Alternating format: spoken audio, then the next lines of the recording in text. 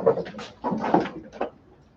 allegiance to the flag of the United States of America and to the republic for which it stands, one nation, under God, indivisible, with liberty and justice for all.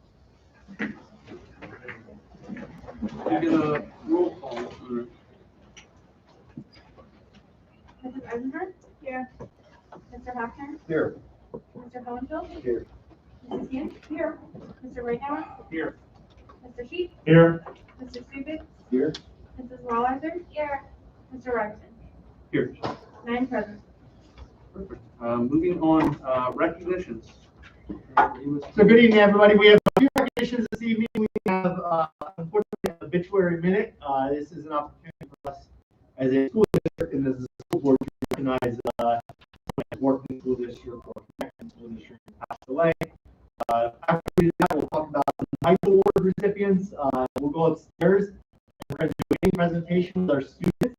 They're going to, from our STEM upstairs, do that presentation in our STEM room, and then we'll come back down here and we'll do one last recognition, and then we'll transition into student reports and public comment. So that'll be the order before we even get started, just so everyone knows the format. So if I can begin by reading the obituary minute. Whereas the Board of Directors of the Brandywine Heights Area School District acknowledges the passing of a dear friend in education, Mrs. Patricia Ann Lovis, on January 21st, 2022. Whereas Patricia Lovis served the school district with dedication and excellence as an elementary school Title I reading specialist for a total of 26 years before retiring in 2008. Whereas Patricia Lovis' commitment to lifelong learning, devotion to students, and record of excellence in the educational and community endeavors will long be remembered and appreciated. And whereas her passing is marked by a deep sense of loss to her family and friends in the school district, and whereas the Brandywine Heights Area School Board would like to publicly recognize the extraordinary life and record of service of Patricia Lovis, now therefore be it resolved that the school board of the Brandywine Heights Area School District officially honor Mrs. Patricia Ann Lovis for her role in improving the lives of countless students and citizens through her contributions to education, public service, her family, and the community. And be it further resolved that a copy of this resolution be spread across the official minutes of the school district the 7th of February 2022, with a copy sent to her bereaved family. This is signed by the school board of directors, and it will be sent to the family. So we move from a event that has a little bit of a sorrowing aspect to a celebration. So we have an opportunity this evening.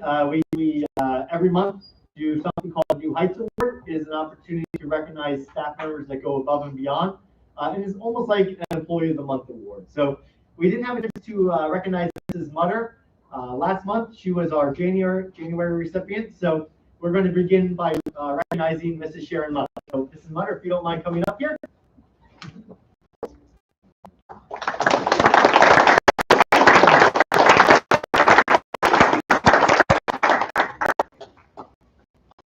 Congratulations. So this is the recognition that was given to Sharon. The work that Sharon does for the middle school far exceeds her job description and anyone's expectations. This whole place would fall apart without Mrs. Mutter.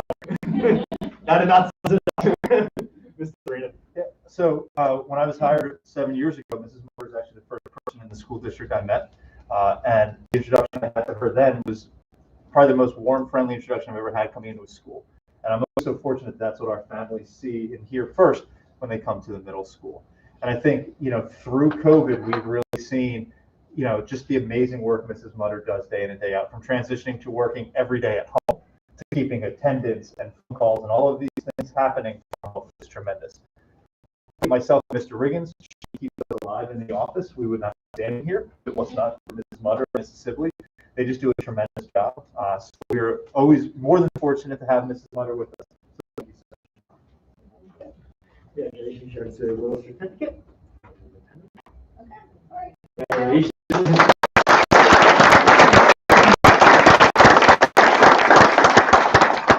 Mr. Farina has a clean sweep. This is a little bit of a competition between the principals, so he's got 3 tonight. Next up, we're going to be able to recognize Corey Zimmerman. So this is what was recognized for Corey. Come on up, Corey.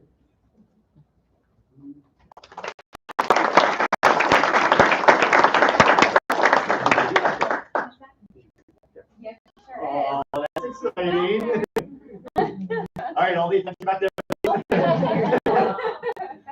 This is the recognition that was given on behalf of Mrs. Zimmerman.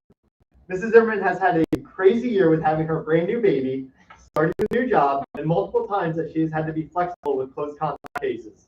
Through it all, she has remained positive, kind, and sincere. She has always worked to create and maintain relationships with students and staff. Mrs. Zimmerman goes out of her way to offer assistance to teachers without them asking. She's always around, extremely professional, and awesome with the students.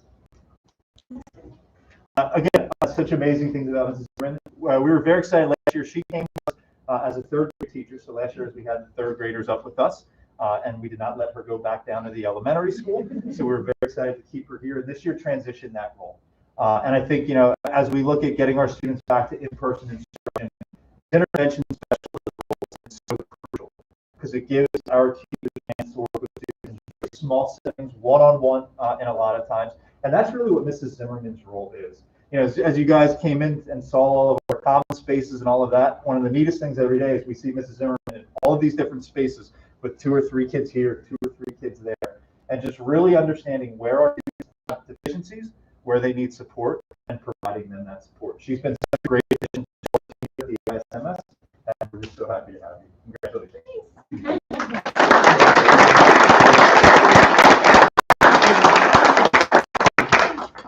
Mr. Zimmerman, thank you for joining. Now, Corey, when you go back, you're going to have to hold the baby up. Okay. There she is. Aww. Finally, this evening, we have a chance to recognize Mr. Donato.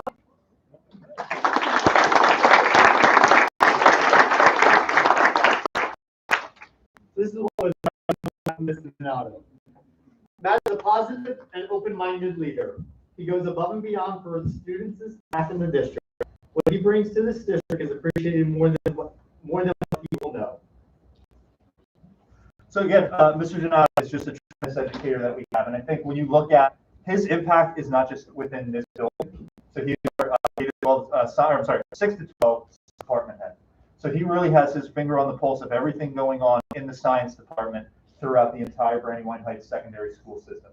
And when you look at that, what that translates to is we have a lot of students who are very successful in AP courses at the high school.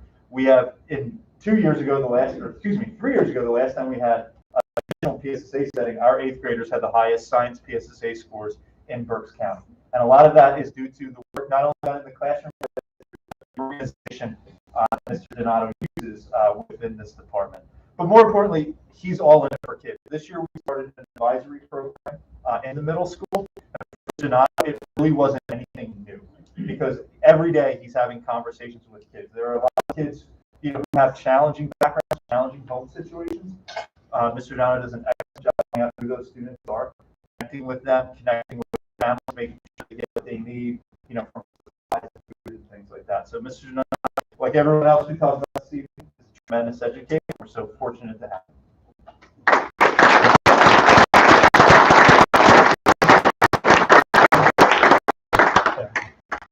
So on top of all the things that he does, I think it's also important to note that he is the station leader this year. And it's been great working with Matt. Comes to as the certificate mentions, as a very level-headed and open-minded leader. It's been wonderful to work with Mr. Donato through that process as well. That is our New Heights Awards. Congratulations to all 3 of our staff members and to the many Mrs. Zimmerman as well. What we'd like to do right now is we're going to take a break. We're going to transition. We're going to go up the door here. We'll go up the stairs. For anyone that might not be able to make it up the stairs, there is an elevator. If we need elevator access, we can get you up there. We're going to transition. We can leave our tent here. If you feel comfortable doing that, we'll come right back down.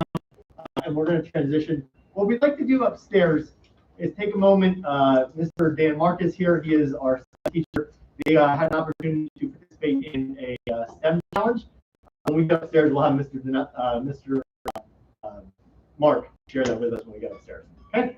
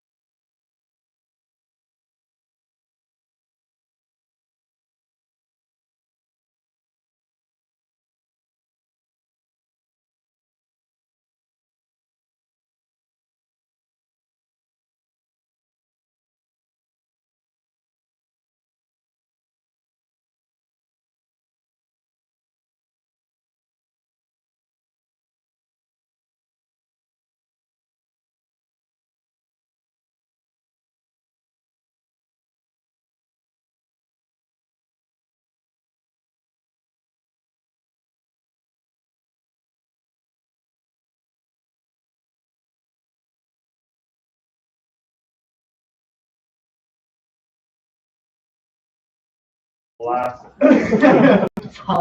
Halloween candy I did tell a 2019. kid this morning and asked him if you get any That's what's known as the last one. So, thank you for entertaining us there. I thought it would be a nice opportunity to go up and see what the kids do. And so often, especially at the board table here, we're talking about policies and contracts. And for those of us that have children, we can see some of the day-to-day things that are happening, but it's neat to be able to go up and see some of the projects that are happening within our school district. So thank you again for entertaining us and allowing us to do that.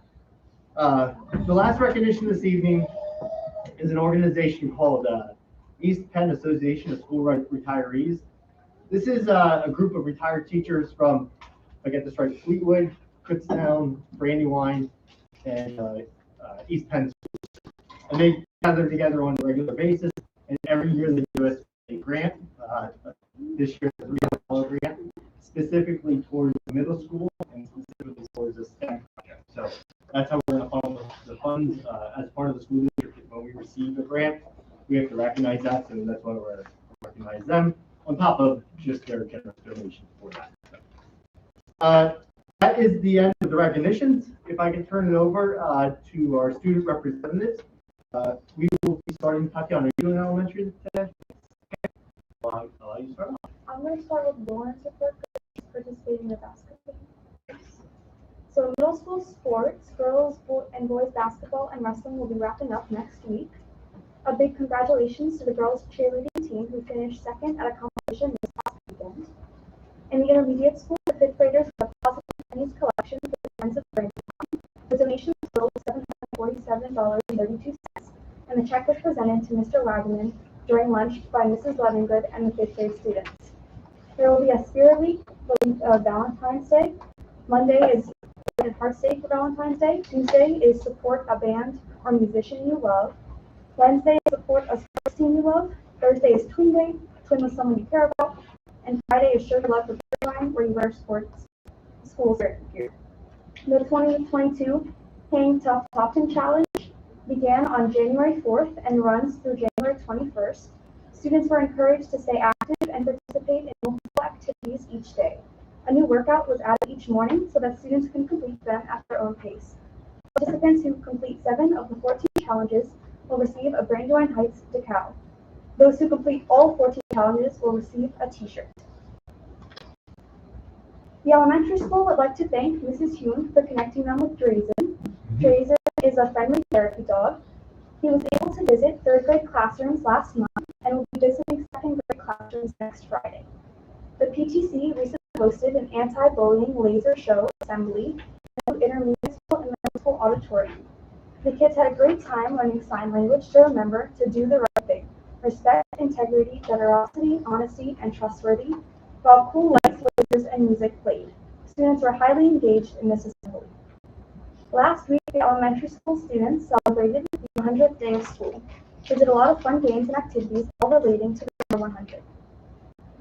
This week, the elementary school will be celebrating Mr. Pileggi and Mrs. Moyer for National School Counselors Week.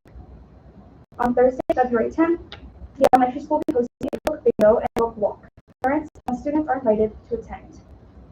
In the high school, the BH Clothing Circle held a clothing collection on January 8th. We received 177 bags of clothing. We then sorted through all of the clothing over the following weeks in preparation for the January 29th distribution. Sadly, due to the snow, the event was postponed to this past Saturday. On Saturday, 48 families came to take clothing. This is more than any of our previous events. Nice job, and well done with the with having that many families come out. It's really neat to see it continue and keep traction going. That's awesome. So I think we talked about this last time, but if we did I talk about this last time? What Tatiana did? So Another plug. this summer, Tatiana pulled together. She wanted to find some way to give back to the community. Tatiana, do you want to share, or should I share for you? It's for my Girl Scout Gold Award project, which is like Eagle Scout for Boy Scouts. So I had to find a problem in the community to address it that would be long lasting.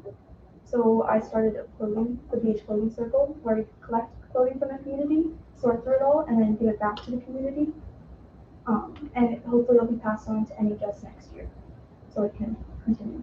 So this summer in the cafeteria, there was cafeteria table after cafeteria table after cafeteria table filled with clothing. And they had a whole cadre of friends that were in there sorting it out, and they decided what they wanted to keep and what they thought students in high school would use. And so they went through that whole process, and now they have this rotating opportunity for families to come in and get material. So huge success and great contribution back to the community. That's awesome.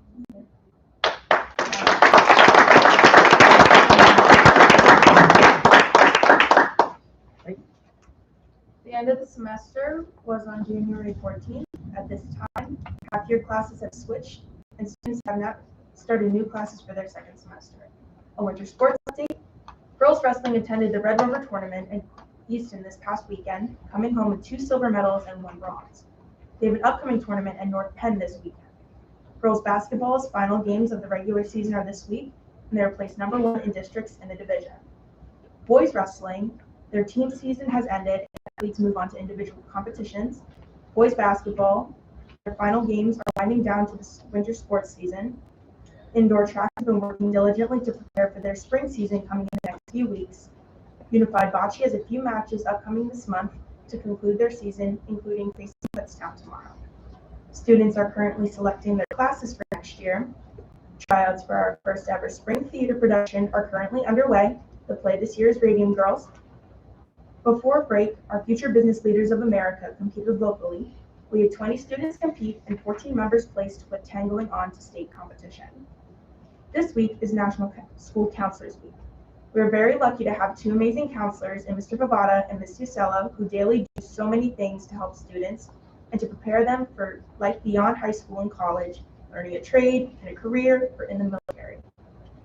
The Spirit Week for Valentine's Day today will show your love for your favorite professional or college sports teams. Tomorrow is Anti-Valentine's Day, wear black. Wednesday is show your love for Team USA to support the Winter Olympics. Thursday is dress to impress, wear fancy clothes. Friday is the Spirit Day, wear red, pink, purple, and black, sponsored by the freshman class. And Monday, Valentine's Day, is Stoplight Day, wear red for taken, yellow for complicated, or green for simple. Thank you, ladies. Nice job. All right, moving on to public comments. I have 2 people who are signed up to speak. I ask that you keep your comments to 3 minutes and state your name and township. So Danielle Zelko. Hello. I'm not going to stand up like I did before. This is less formal than what I'm used to. So this lovely COVID thing, it's just never going to leave us. I had a couple questions in regard to busing. It was made mention last year that DOT, Department of Transportation, put in the rule of masking kids, not here at Brandywine. But it just kind of got me to look into it a little deeper. It's really not DOT. It's not federal. So when I asked the question, the response was that it's CDC recommended. So I'm looking at this saying, okay, if it's CDC recommended, along with our health and safety plan, which is recommended from the CDC, and we just voted to have masks optional, then why isn't this correlating over to the buses? So that's my question. I'm suggesting that we follow through and have the same thing. Mask optional, mask optional.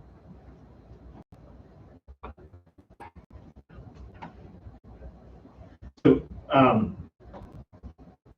do you have any other comments? Well, if you have any questions, I can answer them to some degree, but I'm not sure where it's going to go. So, Ms. Zelk and I were corresponding in email a little bit. There is some information that she shared with me about how the classified buses and if school buses actually fall under the CDC mandate for wearing masks in public. They're calling it public conveyances of transportation. And under the original rule, public conveyances of transportation included school buses. And so I've raised the question. Could you provide some good to the school district I had not seen before. And so I raised the question today to the Department of Education as well as the Department of Health.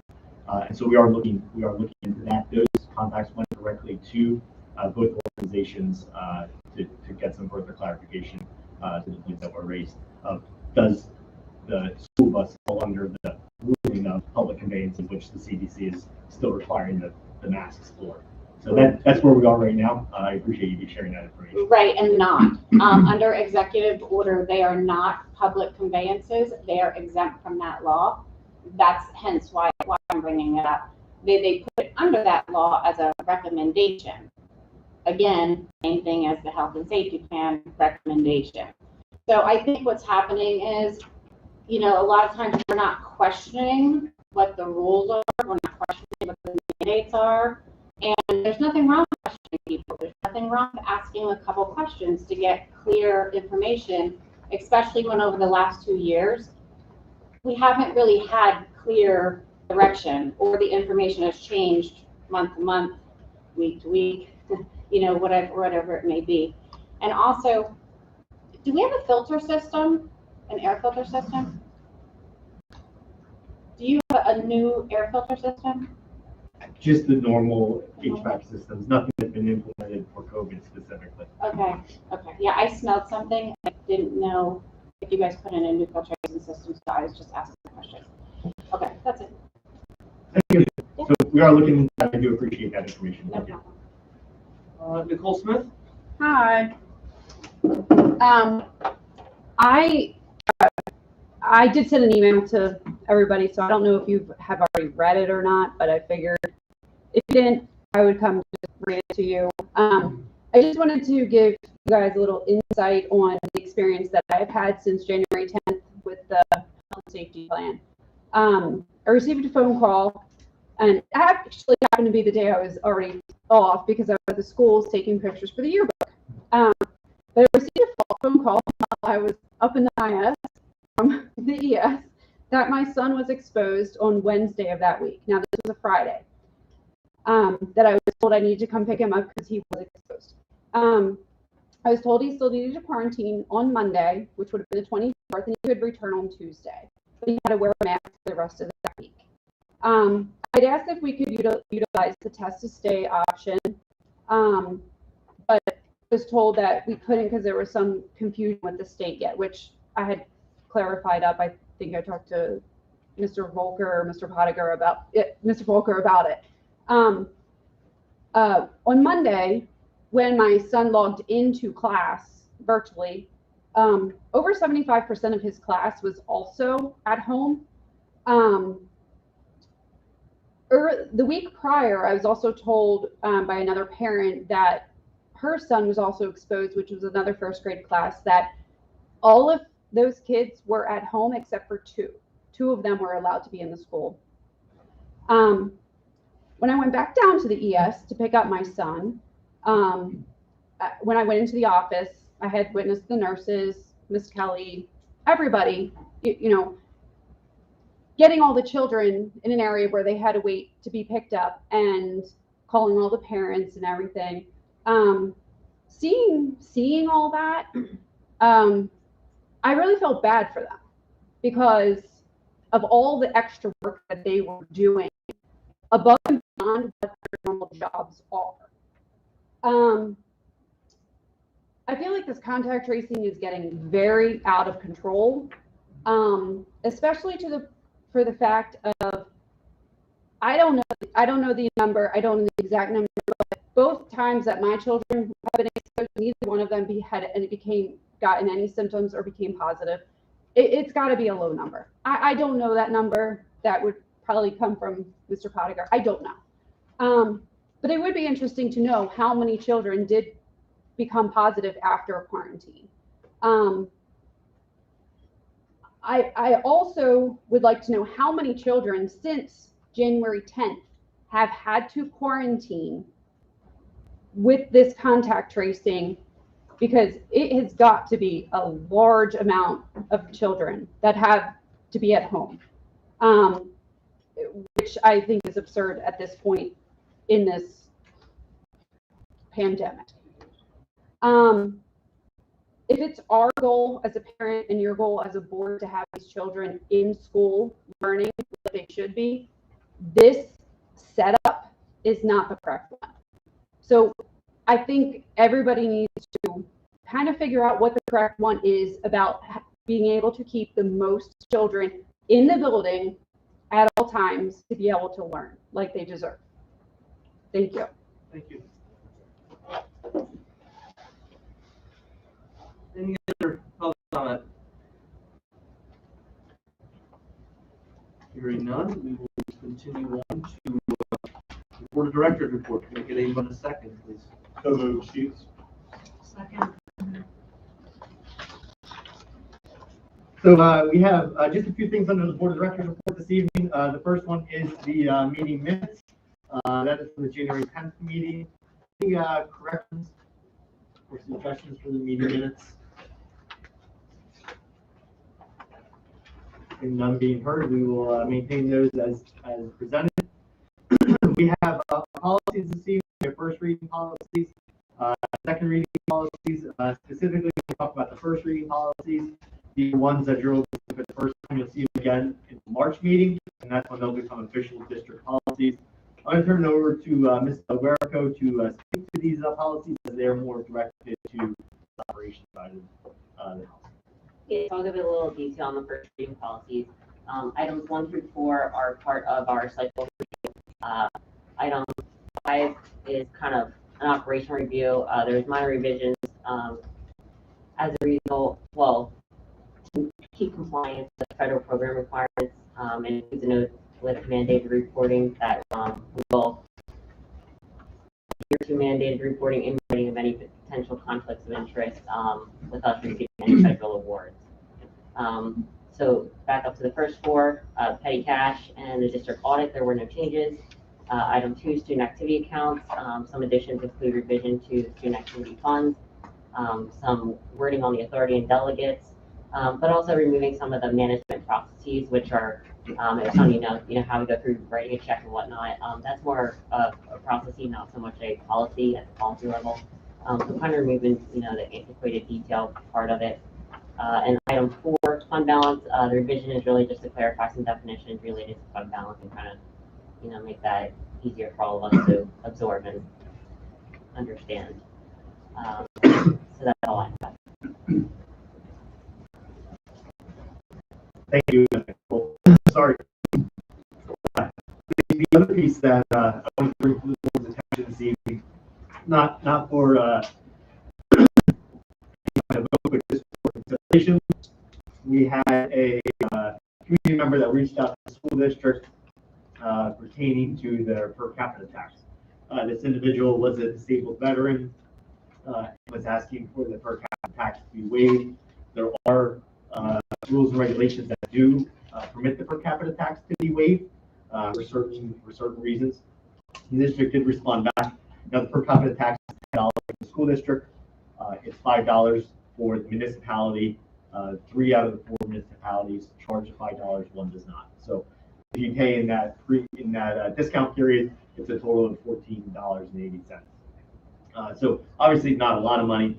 So we tried to direct him, because the real estate tax is really going to be the one that's going to be the heaviest one. So we redirected him to the Department of Veteran Affairs to support that, because at the county level, that's where you have to get approval. And there is a waiver for someone that's 100% disabled veteran to have your property tax waived. So we did point him in that direction. He said he was working through that process.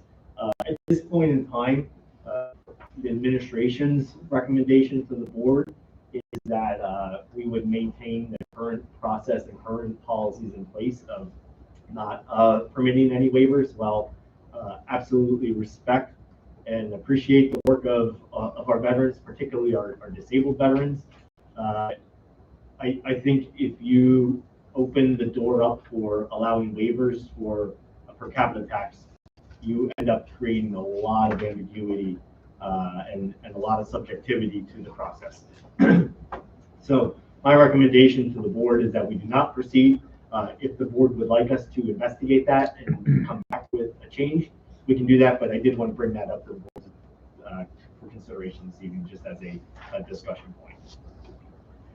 Any discussion or movement to want to change that, or are we okay with the current policy in place? I just have a question, what's the cap tax supplement or what happens?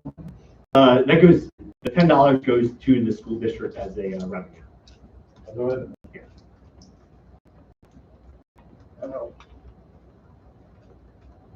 Yeah, it's not a lot, but it's a tax that Nicole, you can probably speak better to this. Yeah, than I it's can. essentially a head count tax, per person pays versus, you know, if you're in real estate, it's, you know, per parcel. This is more of a per person tax. So it's paying an individual, not so much the homeowner or any asset. And the 480 goes to the municipal. Correct. So if not hearing any objection, then we'll maintain the current plan as it stands. Again, for me, the big piece would be the real estate tax, trying to connect at the county level to have that wage. Obviously, that's going to be the big hit. And again, I feel bad. It's a disabled veteran that you take care of those folks. Taking apart one person from the issue, I think it creates a district situation. So the second reading policies on there. For sake of time, we'll kind of move past that. Unless there's any questions on the second reading policies. Okay. What I do want to just transition here this evening is just talk a little bit. You asked if I could put together data points and collect data for how many quarantines we've had, and then how many quarantines turned to positive. So we put together just a couple slides here.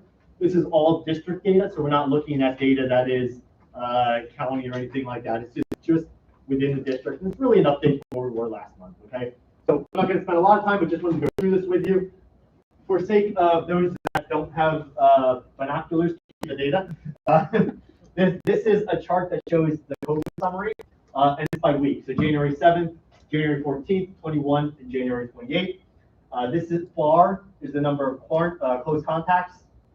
The red bar is the number of cases, and then the yellow bar is the actual COVID cases that turn positive within the school system. So there's a lot of cases that turn positive from home exposure, but cases that turn positive from close contacts within the school system.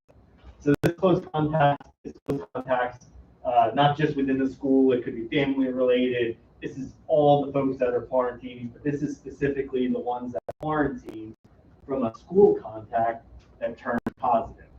So where we were, 27 cases, 173 close contacts, 8 positive COVID cases from the close contacts, 33 cases, 105 close contacts, and 4 cases that turned positive from the quarantines, 23, 159, and 1, and then 9, 26, and 3. So that's where we are with the data. As we all kind of assumed, there's not a lot of cases that are turning positive from the close contacts, but we are still experiencing the cases, and I'll take you through some different data points of how to analyze that in a couple slides here. So again, it's only 3 or 4 slides, so just bear with me.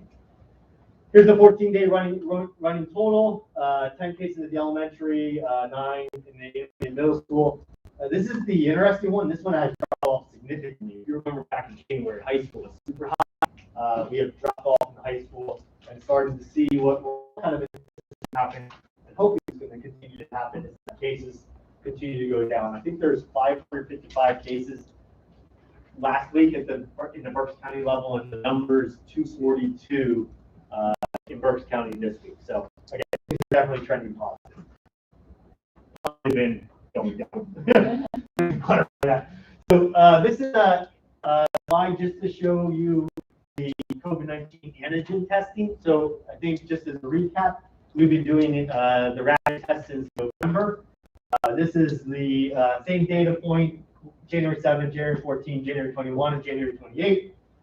Blue is staff, red is students, and then these two are a breakdown between positive and negative cases.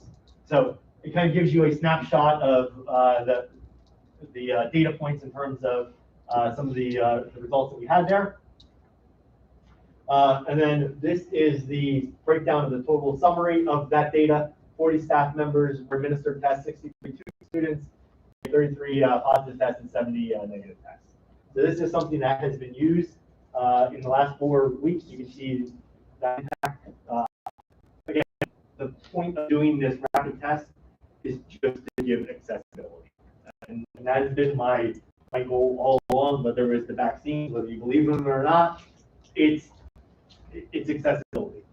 Again, antigen testing, whether you want to do it or not, it's accessibility because it's hard to get these things and it's not easily available. And so if we can do that in our community where we don't have CVS, let's be able to offer that. And so that's the data point there for the antigen testing. The last slide here, overall quarantines within the last week. So this is just this past weekend where we were. The students, the staff, the average number of cases per quarantine. So this bar graph is a 2, a 4, and a 6. So we had 6 quarantines per case. We had about 3 quarantines per case, 7 quarantines per case. Now 3 quarantines per case by days off the January 7, 14, 21, 28. And then this is a breakdown just of last week of where those data points are falling. And again, for us, the promising piece is that the high school is really has dropped off from where we were, that tremendous spike a couple weeks ago. And just some final bullet points here to talk to. Since we were together last meeting, I thought it'd be good to highlight a few things that I've put in place. We developed that test to stay program. So if you remember, one of the things we talked about was if we're going to go to a mask optional, test to stay was part of that consideration. We did develop that. There was a lot of things that were convoluted with that whole process, not the developing program, but just the approval process that's been sent to the Department of Health. It has not been, we have not received any information back. So at this point, we're going to move forward and implement this week. That's our goal. Contact tracer, that was approved at the last meeting. They started last week, February 2nd. We hired a contracted nurse position. We had a nurse staff that out for medical reasons, as well as obviously there's with the contact tracing and with the COVID test and all the other things that the nurses are doing on a regular basis. There was a need to put some immediacy of extra nursing support in place, which we did. And then we are looking to do a follow-up vaccine clinic for boosters. We did a survey out to the community. And so we're going to do that targeting in March to set that up and create that opportunity. And it's just not opportunity, but to create that opportunity for our families moving forward. So that's where we are right now. This is going to be really the next piece to help to mitigate some of this. And what will happen with the test to stay is that it is a series of two tests over essentially a 10-day period. What will happen is a student that is identified as a close contact, we contacted the families, and once the family is contacted, they will have the opportunity to keep their child in school. If they choose to keep their child in school, they will have to mask. They'll have to sign off on a waiver of a whole bunch of check boxes and assurances. They'll have to wear a mask for 10 days. And then between day 2 and day 4, they have to take the first rapid antigen test. And then between day 5 and day 7, we take a second rapid antigen test.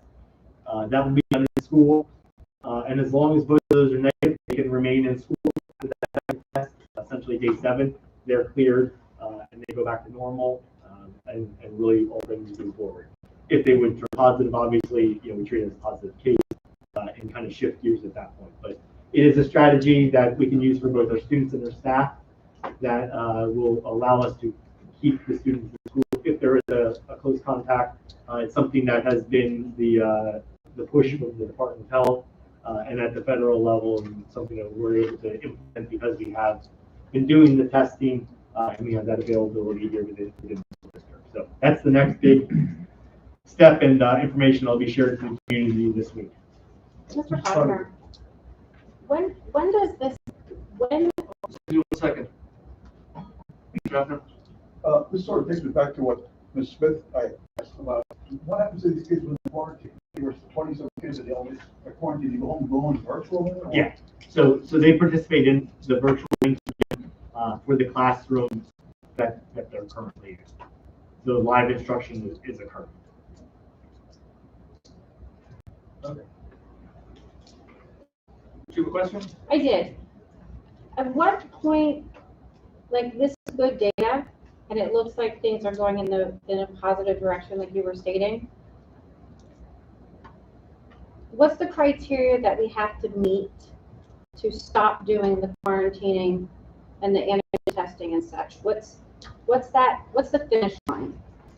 So at this point, if we follow the Department of Health guidelines, there isn't a finish line, right? And I think that's what we're struggling with. That's why the board made the action to do a mask optional, even though the recommendation was just to have fully masked.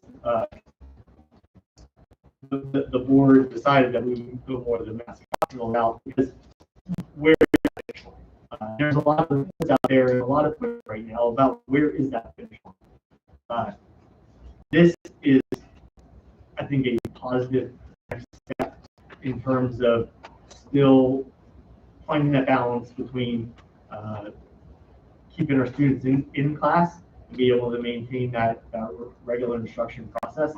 And on the flip side, still ensuring that we are protecting our students and our staff. So part of the administrators and what you all are deciding, have you all come up with criteria of what the end result is, or are you waiting to be told what the CDC and the government, what their criteria is? So at this point, we are putting this plan in place now, and this is for us the next step in terms of the end game of when this ends. That's really something that has to come down from the experts. Why does it have to come down to the experts, sir? Because they are the ones that are much smarter than I am in the medical field and the expert doctors. Yeah. I don't have that expertise. I don't disagree with you, and I'll finish quickly because I understand that we'll get some eye rolling here. I understand that, right? All due respect, we pay the school, and we talked about this. You know that these. Correct me if I'm wrong, Mrs. DeWerco. And I apologize for totally messing up your name. Yes, ma'am. Del Garrico. Okay, Del Garrico. We have these ESSER accounts with the grants. So in exchange for $1.5 million or whatever you have received, we have to obey the CDC recommendations. So we obey, we get money. And that's going to, yes, sir. And that's going to continue until we choose to stop obeying, and then we don't get the grants. So I just want you to take a really long look at that, because these are, well, this is my child. And I'm not going through a 10-day masking, testing, jumping through hoops for her. She deserves an education. And we're not doing live virtual to where she's sitting at home. We did that for 2 years. It doesn't work. It's more detrimental than this. So I really think that a hard decision has to happen to where people say, we're done. We are done. And you are the leaders. You are the ones who are sitting there who have to make this decision. And I can't speak for everybody, I'm trusting you. And at this point in time, I gotta tell you, the trust isn't very far. Doesn't go long. Okay? I don't trust the government. I work my butt off. I pay my taxes. I provide for my family. I pay the school through my taxes to provide an education, not the government. The government is using you. That's what they're doing. It's the whole OSHA workaround. I'm all aware of it. But you have to make a decision at some time to choose your criteria when your end game is for this school. They should not be dictating. So fair enough, and I Thank appreciate you. your perspective. I think there's a lot of people that share that perspective. On the flip side, there's a lot of people that are still very concerned. And they can do scared. virtual, sir. That's why we have that option. And so it is a balance between ensuring that we respect everyone's opinions and most importantly, create an opportunity for our students to have a quality education. And that's what we're doing here. And I believe firmly that this is the right next step because it strikes that balance between both sides in a world where it's very hard to strike a balance right now because it's so divided. And so we're trying to find that balance and respect both sides of the position. Because again, there's a lot of people that share your belief and share the position you have. I understand that. There's a lot that are very concerned and are scared to leave because of the virus. So that's where we're at. Absolutely, there's a lot of fear out there, absolutely. Is contact tracing, is that a mandate? Like, is that something like we have to do? It is a recommendation now from the Department of Health. It shifted with the last PA HON that came out. But there's other districts that have dropped it. Correct. Yeah. When are we doing testing today? Like today? When does it start? This week. When this week? I don't have an answer. We voted on this at the last meeting, and So I no, realize your we frustration. were not told that this wasn't going to be ready, and you Oh, do no, I did. have, I absolutely told you. you do have communication that allowed you to say, we can go ahead and do this. So let me pull back the layer since you're opening the can of worms. Yes, I absolutely told you, absolutely 100% told you that we were not ready for that. I told you that in a meeting. I rewound the meeting and rewatched it again, and you did it. Okay. I watched the exact part where we talked about test to stay. And And we it said we was- were looking into it. Go watch it again. We were not ready for that. So Okay. the test to stay, when we, back in November, we started the rapid antigen testing, we signed an assurance saying that we would follow test to stay protocols as outlined and the guidelines as outlined by the state. So that was the first thing we did. I signed a document saying that we would do that with the state. The guidelines from the state for test to stay currently state that we are in a position where we have to have a universal masking policy in order to put a test to stay in place. December 30th, an email was sent out to all the superintendents saying that you no longer need a universal masking policy. The guidelines on the state website for test to stay still require a universal masking policy.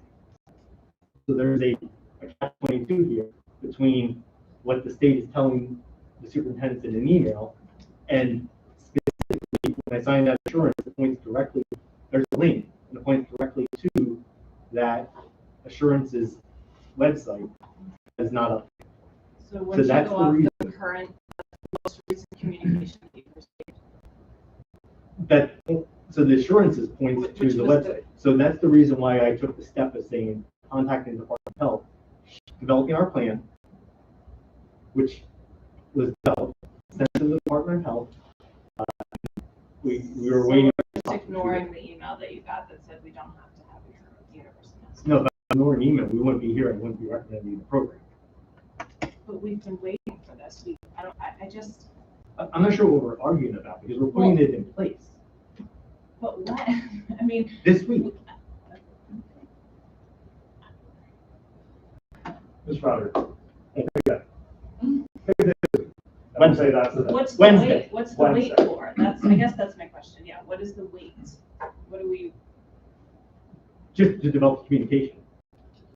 I don't want to lock myself into it. Like, let's say tomorrow something happens drastically, and I say tomorrow, it didn't happen, and then you're gonna come back and say, well, you told me Tuesday you were going to do it. What's the communication to who? The families in the school district, let them know that this is the protocol and this is. But why wasn't that And to the developed? contact tracers and to the staff. I think there's a Right. process here. It feels a little bit like we're bullying the administration, which I don't find particularly productive. I think you hear that there's frustration that there needs to be some expeditious action. Absolutely. What I'm hearing is that the administration is doing their darndest to create some expedition on it. So I don't know if you want to continue the dialogue, but I felt compelled to kind of comment. I do want to comment on this notion of what's the end game. If somebody's brilliant enough with a crystal ball to figure out what the virus and its variants are going to do, and what the American population and the global population is going to continue or not continue to do in response to that, we wouldn't be here, right? So if nobody's smart enough to have all of those answers, I think the thing that's really important to understand as we individually figure out what's best for our own unique families, our role here is as board members for public education. So this is a public education school system.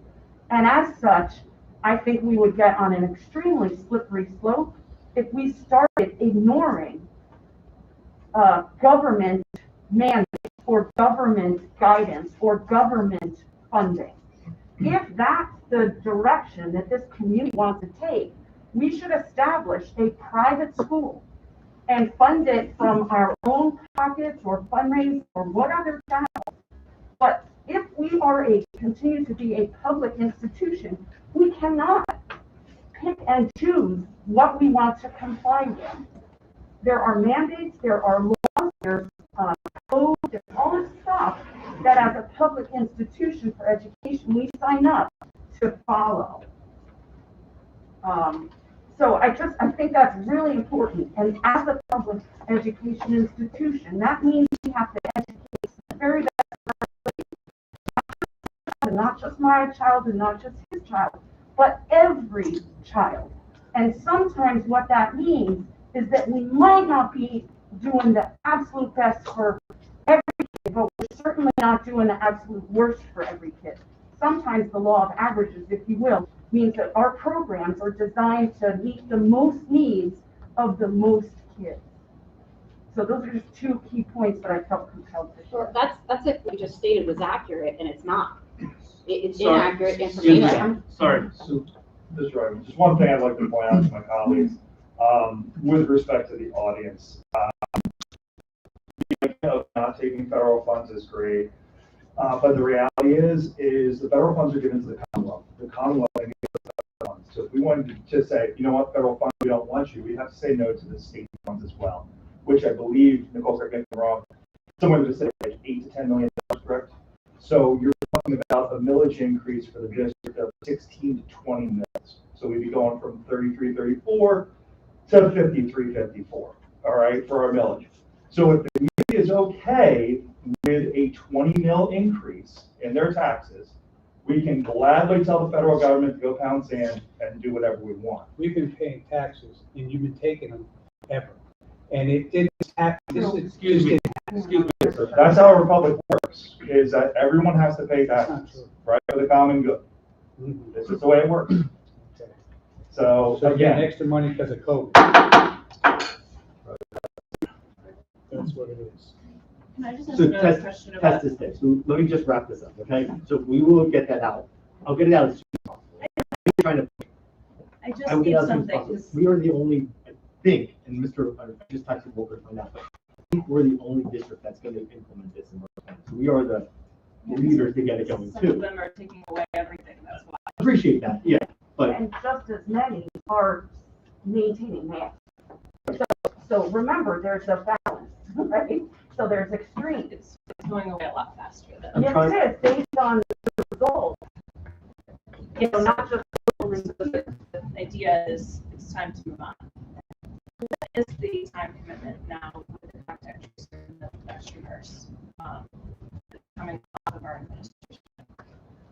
I'm sorry. what do How you mean by much, the how contract? much are we taking, is that coming off of the administration with the contact tracer? Not yet, but that's the plan. So she just started last Wednesday, and so there's a lot of training up that's happening to get her up and running and up to speed of our process. It's a massive undertaking to be able to get her trained up. It's all the seating charts, it's the process, it's the videos, there's a lot that goes into it, and we want to make sure it's done right, because the worst thing that could happen is that we just throw this person out there and do poor communication, because communication is critical when they're receiving this government message. When is she on her own? The goal is to start doing it on Friday.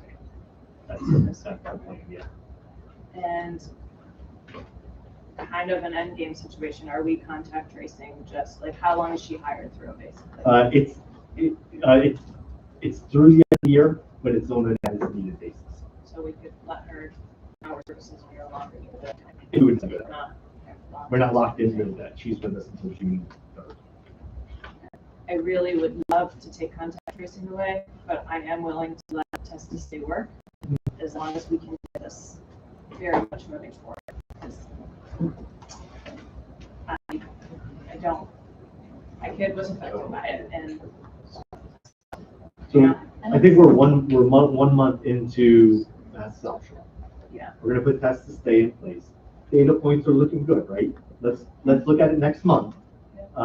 And next month, we can follow that data. If things are turning the corner, I think it gives the board an appetite to be able to have a different conversation than sitting here tonight, 1 month into one drastic change. Let's put this in place as a mediocre and let's get to the next step. I'm not trying to bash at all administration, but I feel like those are questions that I've been asking for a long time, and we've been presented with test to study, and it's been over a month now, and it doesn't feel like we're quite there yet still. So it's not me bashing you, it's just, let's do it. So we've already been in the newspaper saying we're doing it, so. May I say something? Sure. This sort of springs out maybe what Mrs. Boone was saying there is, or even what Mr. Chase was saying. As far as accepting money from the state government, but maybe solicitor this evening can expound on what I'm about to present here is the fact that in 2012, there was an act for House Bill 761, which actually created Pennsylvania as a school of choice. I have the act right here, and I'd like to read one portion, if I may. It actually, section 1711 G1, tuition grants by school districts. General rule, the board of school directors of a school district may use funds received from the Commonwealth for the educational purposes to establish a program of tuition grants to provide the education of students who reside within the district and attend or will attend a public or non-public school on a tuition-paying basis. I'm not sitting here to tell you I understand everything that's in this act. Are you familiar with this at all? I have not read that act in quite some time. Would you please pass that up there? I was going to ask Mr. Pratt about this at some point in time. It's probably the best done. What it amounts to is that, there are plans in the state that actually have companies that can take a tax credit by putting money into a fund for people that actually want to take their children out of this school and put it in a private school. That, I think, is somewhere in there where that all comes together. I'm not 100% sure how it works. But what it does mean, if I understand it at all, is it means that if the taxpayers, the parents or whatever, get fed up with our inability to do what they think we should be doing, right or wrong, good or bad, they have an option to actually withdraw their child and get state funding to take that child and put it in a private school. Okay, now what does that mean to us? Well, that means, for one thing, our student enrollment here goes down. What's the effect of that? Well, we need less teachers, we need less administrators, we need a lot less buildings and what have you. So, this is a conundrum, I think, that we're experiencing here with the fact that COVID is now pushing us in a direction that we don't want to be, would like to get out of. But there are other alternatives. And if the state doesn't do something, I think the parents, the taxpayers, are going to start looking for other options. And this may be one that they're going to be looking for. I would ask you to review that, please, and give it to Mr. Pratt for his reviews, so that he even enlighten the entire board and the public on what the possibilities may or may not consist in this act. Thank you.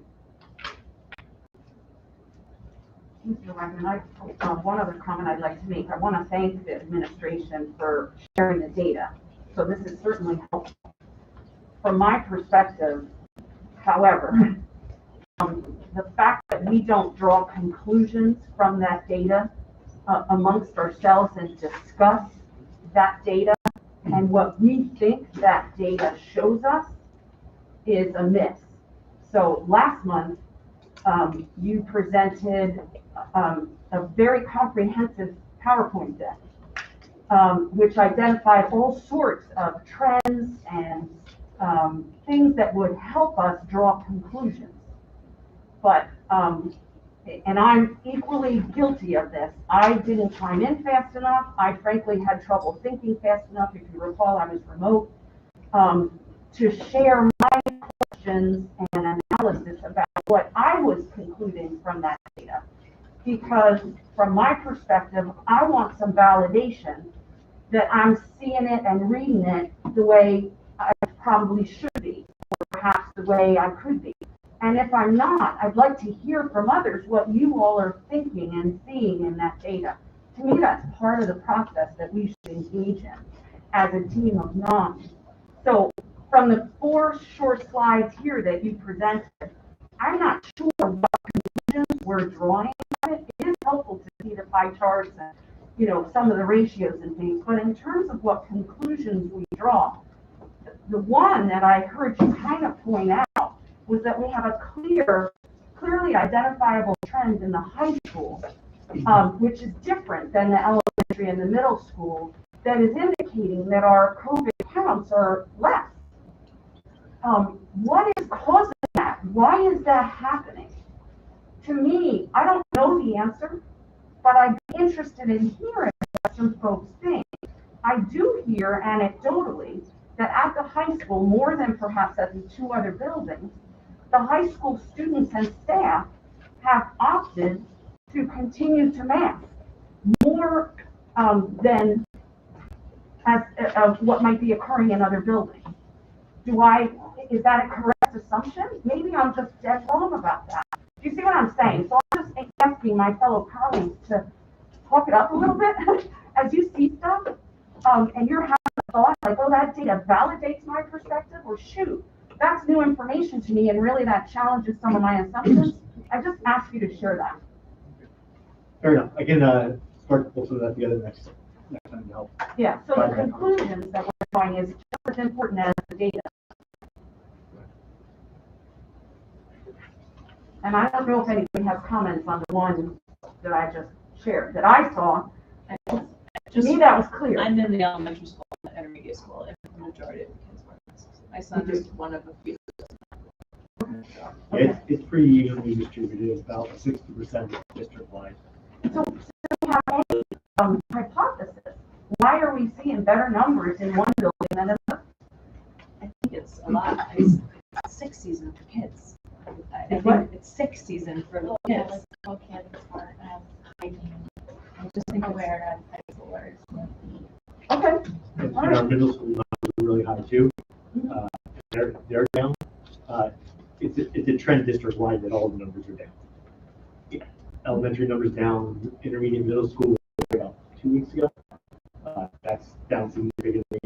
High school was up about a month ago for a long time high. It took a sharp drop.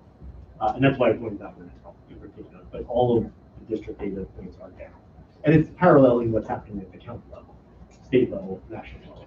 Age bracket wise, is there any correlation to vaccines and boosters? I don't really point, I don't see that. Compared to what we were previously, where we are now. I'm seeing a similar drop. Because again, if we think in terms of an end game, everything that I'm reading and hearing at the national news level from the medical experts, whether you choose to believe them or not, what I'm hearing is the way we get to the end game faster is to increase vaccine and booster percentages, knowing that we're never going to be to 100%, nor am I suggesting we mandate anything. But the scientists are saying that's a way to get to the end game faster.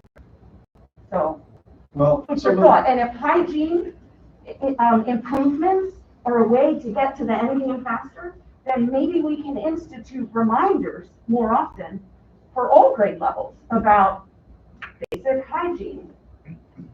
I mean, what other ideas can we brainstorm? We all want to get to the end game faster. So let's hear some additional suggestions, rather than just the ones that go completely counter to what many of the world's best scientists are suggesting. Well, the problem is, there's scientists, scientists, scientists, scientists. Who do you believe? From what I understand is that COVID-19 is going to be with us forever. It's a virus. It has hosts in animals. Okay, it's not like smallpox, where I got a vaccination on my arm before I went when I was 6 years old. It's been eradicated because there are no host animals. COVID has host animals. As long as it can be passed into the animal thing, it can be passed into humans. They estimate 40% of the deer population in Pennsylvania alone is carrying COVID. That doesn't mean if you eat the deer meat, you're going to get COVID at all. But as long as it's there, and there's different types of vaccinations. There's sterile and non-sterile. This is a non-sterile vaccination because it reoccurs. How many times can somebody get vaccinated and get COVID? I've seen people on TV that have it 2 or 3 times. You've got to get 4 boosters, 15 boosters, so the year end. Where is the end? This is going to turn into, from what I understand, just like a normal every year flu. It's going to decrease in the severity to the people that get it. The first time, you're up to about 75% in vaccination. We're looking at this thing called herd immunity, but it's never going to go away. It's going to be with us forever because it is a virus that is transmittable in animals and it come back. If they say it came from a bat, I don't know. I don't care. We got it and we're going to live with it. So to me, the end game is, what I'm hearing is, we're going to have to learn to live with it. Take off the mask, learn to live with it, and see what happens. That's Vaccination, it's a shot. Vaccination, When we look at where we're at, obviously we're going to put the testing stay in place. Obviously, we have a call a spade, right? We have a divisive board, we have a divisive community, and we need to work through that. So let me bring the data back to this board with some conclusions, if you will, or some talking points for consideration as we move forward. And we'll do that at the March 7th meeting Just again. make one statement. So I understand both sides. What I am so worried about is the stress that is on that administration and you guys right now, and our teachers that are juggling kids being in and out. So I feel as a board member, I want to know, how can we help you? What is it that we can do if this isn't ever going to go away? I know that you guys can't keep going through this year in and year out, and it is insane the amount of hours that you guys are putting in, and I thank you for that, and I thank all of our nurses. But I also know our teachers are feeling it too, and I think maybe instead of arguing about vaccinations and, all this close contact, with the plan we have now, what else can we do to help you guys educate our students and make this a little bit more survivable? Because we are worried about all of you and the impact that this is having on you.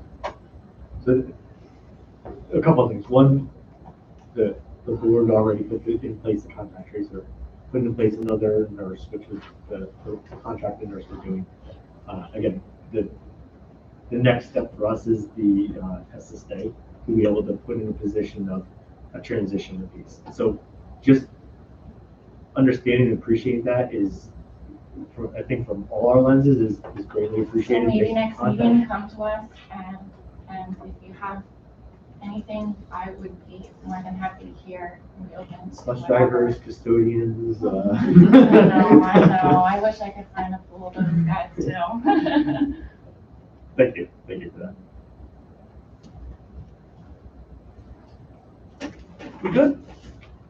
Yeah, we're good, sir. All right. Let's move on to committee reports. ECIU, Mrs. Hughes. Everybody, far less controversial. I do have a couple of things that I wanted to highlight. It's in the written reports, you all can see that online. most recent board meeting for the Berks County Intermediate Union Board of Directors was held on Thursday, January 20th. Because January is School Director Recognition Month, the IU for the past 5 years has done a special recognition around art students in and around Berks County. And so they do an art showcase. I provided the link to all 18 districts' students' artwork examples. And hopefully you can take a minute or two and check it out. But for Brandywine, the student that was recognized was Reagan Pilgert. So I wanted to congratulate her and thank you for attending virtually the event. It's always a really special way to kick off, you know, the new the school year and the new calendar year. At the board meeting, we also seated 6, the next month we'll see the 7th, brand new BIU board representative, and that's as a result of the election. So that board is comprised of 18 people, so more than a third of the folks are now new members. So not, you know, very different, frankly, from our own board. We also, as a result of those election changes, lost our board, long-term board vice president.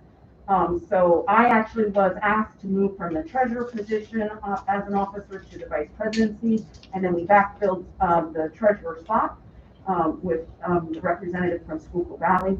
We unanimously approved the general fund budget for the forthcoming school year. You probably noticed on our agenda tonight that we will be asked to vote in support of that mandated services budget, which is the piece of the Berks County IU's big budget that is funded by the school district. So Brandywine's piece of that is between $22,000 and $23,000 a year. That is staying flat, so 0% increase for the 6th year in a row. And so I think most of us are pretty grateful to the BCIU for being as creative and innovative as they are managing their budgets. They don't have the ability to get funded through tax dollars. So whatever they get from the government and from the school districts is what they have to work with. If we can have your support of that, it would be most appreciated. And just a heads up, at some point, every board of director around the county will get an email asking you to click a link in support of it. So tonight we voted as a board and a district to support that, but individually we will also be asked. So when that email comes, just please take 30 seconds to acknowledge it and respond by clicking. 2 more quick updates.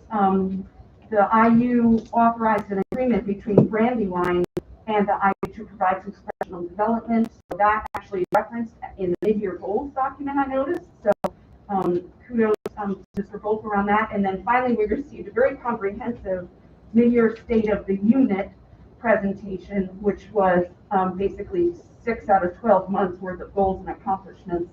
I emailed everybody on this board earlier this evening a copy of that document. So again, for those of you who aren't familiar with what the IU is and does as comprehensively as maybe you want to be, feel free to read through that. You'll get a real clear sense of what that organization is accomplishing on behalf of public education in and around Berks County. Other than that, the next meeting of the board is Thursday, I believe it's 17th. So that concludes my report. Thank you. Thank you, Mrs. Hume. BCTC, Mr. Sheets. BCTC had the recent meeting on 1/26/2026 at the East Campus. The minutes are in the board document. Just some things of note, though, however. Back in December during the reorganization meeting, Mr. Oscar Manbeck had decided to retire from the JOC. Mr. Manbeck has served on it for the last 29 years.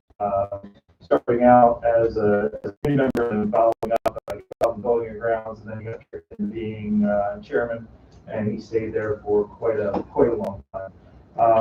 Mr. Manbeck was recognized at our last meeting. We had him in for dinner. He was some very interesting, most notably his gavel, so that we can take that with him wherever he goes, use it to, keep the pigs in line or whatever. Mr. Manbeck is a pig farmer. Mr. Bob Heckman took over as chair, Karen Freelander, it took over as vice chair. Also of note, Mr. Reedy has left us, so our financial director has left us. Jason Beersag is going to be taking over for him, so he'll be the one that you'll be seeing in the correspondence when we're sending out budget documents and such. Our next meeting is on 2/23 at the West Campus. This concludes my report. Ms. Wagner, would you like me to just continue on into the negotiation conversation? Yeah, while you're there. Awesome sauce. All right, negotiation compensation committee did not have any meetings this past month. However, for my committee members, you can check your email. I did send an email out this evening, just to try and set up a date. We have hopefully a date set up sometime here in the very near future. If it pleases the board, I'll keep everybody in the loop on when we're going to meet, and I'll report back to you next meeting. Thank you, sir. First Term Income Tax Bureau Committee, Ms. Del Garfo. So I have nothing to report. We didn't meet since our last meeting, but the next scheduled meeting is for Thursday, March 31st. Thank you. Council on Legislative Action, Ms. Wallace. Our next meeting is Tuesday, February 22nd at 7:30. They did change the date because the governor is going to give his budget address on Tuesday, February 8th, tomorrow. Then at our meeting on the 22nd, the Pennsylvania Association of School Business Officials will be presenting to us the findings of the governor's budget. Great, thank you. Policy Committee, Ms. Wallace again. I have nothing to report on that. Strategic Planning and Goals, Ms. Eisenhower. We, Mr. Here will be presenting this year report later on in the meeting. I'll speak up then. And Building and Construction Committee. You want to take that, Mr. Lovinger?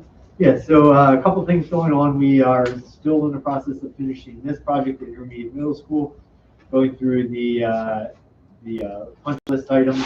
That's the major things that are happening within this building. We are in the next big phase is to look at an ESCO project. So just I sent a board an update for the construction committee. Just as a background, some of the things that have happened. We partnered with a company, Provident Energy, in September. They are our partnership in working through the ESCO process. We put together an RFP in the fall. Those RFPs were due in December. We had 3 companies that bid on it. A lot of back and forth, a lot of information gathering. Interviews were held, further information was requested. And after all those meetings and all that digestion of information, the board committee and administration is recommending the Brewer Carrot Company. And so you will see that under the business section this evening for consideration for approval.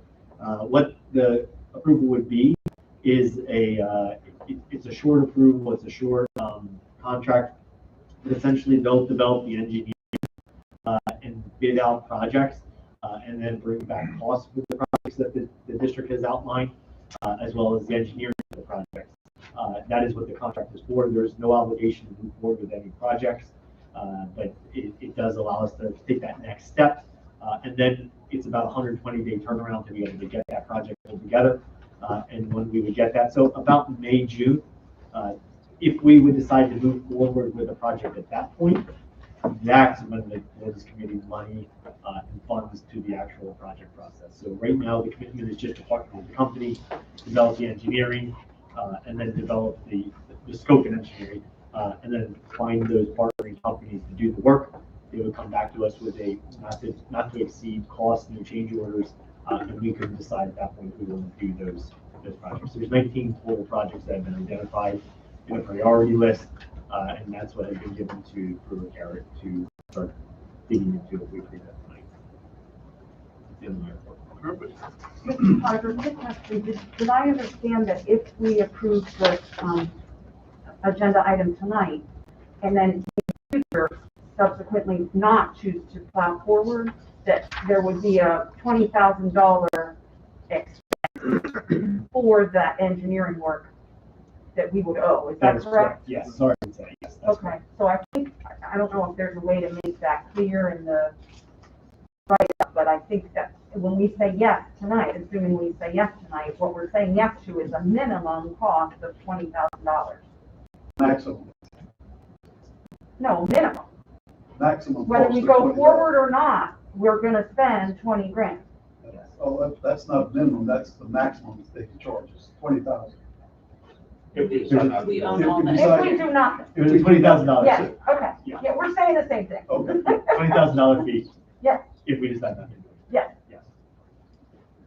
Any additional board discussion?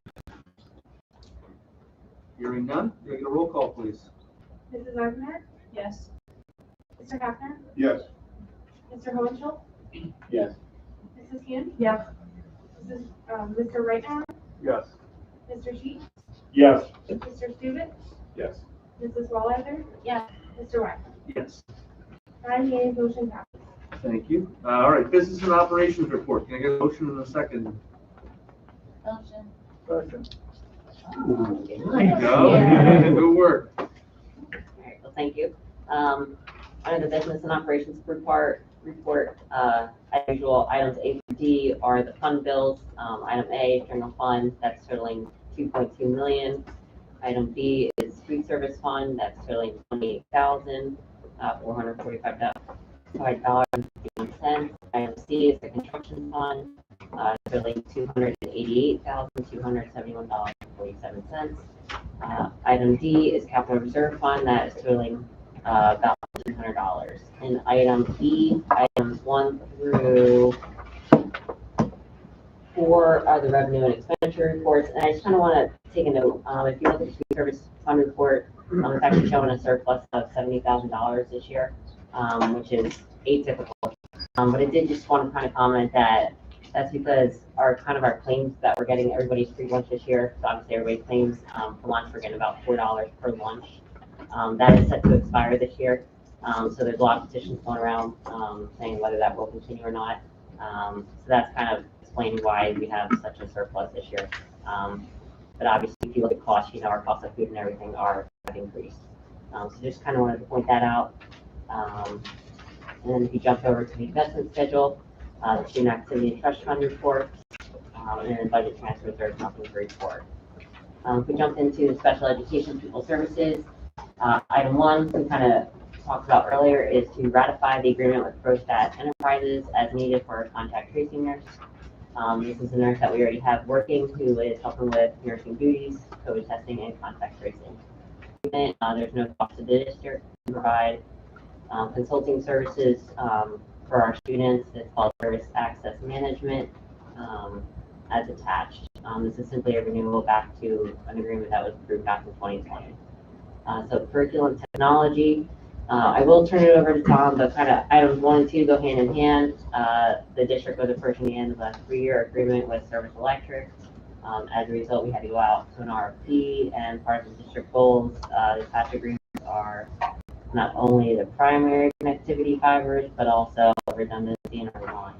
And that's about the extent of technology. Nailed it. So, good evening, everybody. Just from, again, the 30,000-foot view, we have a wide area network. Specifically, the internet comes into this building. And then from this building, we have fiber lines that run across to the elementary and then all the way over to the high school.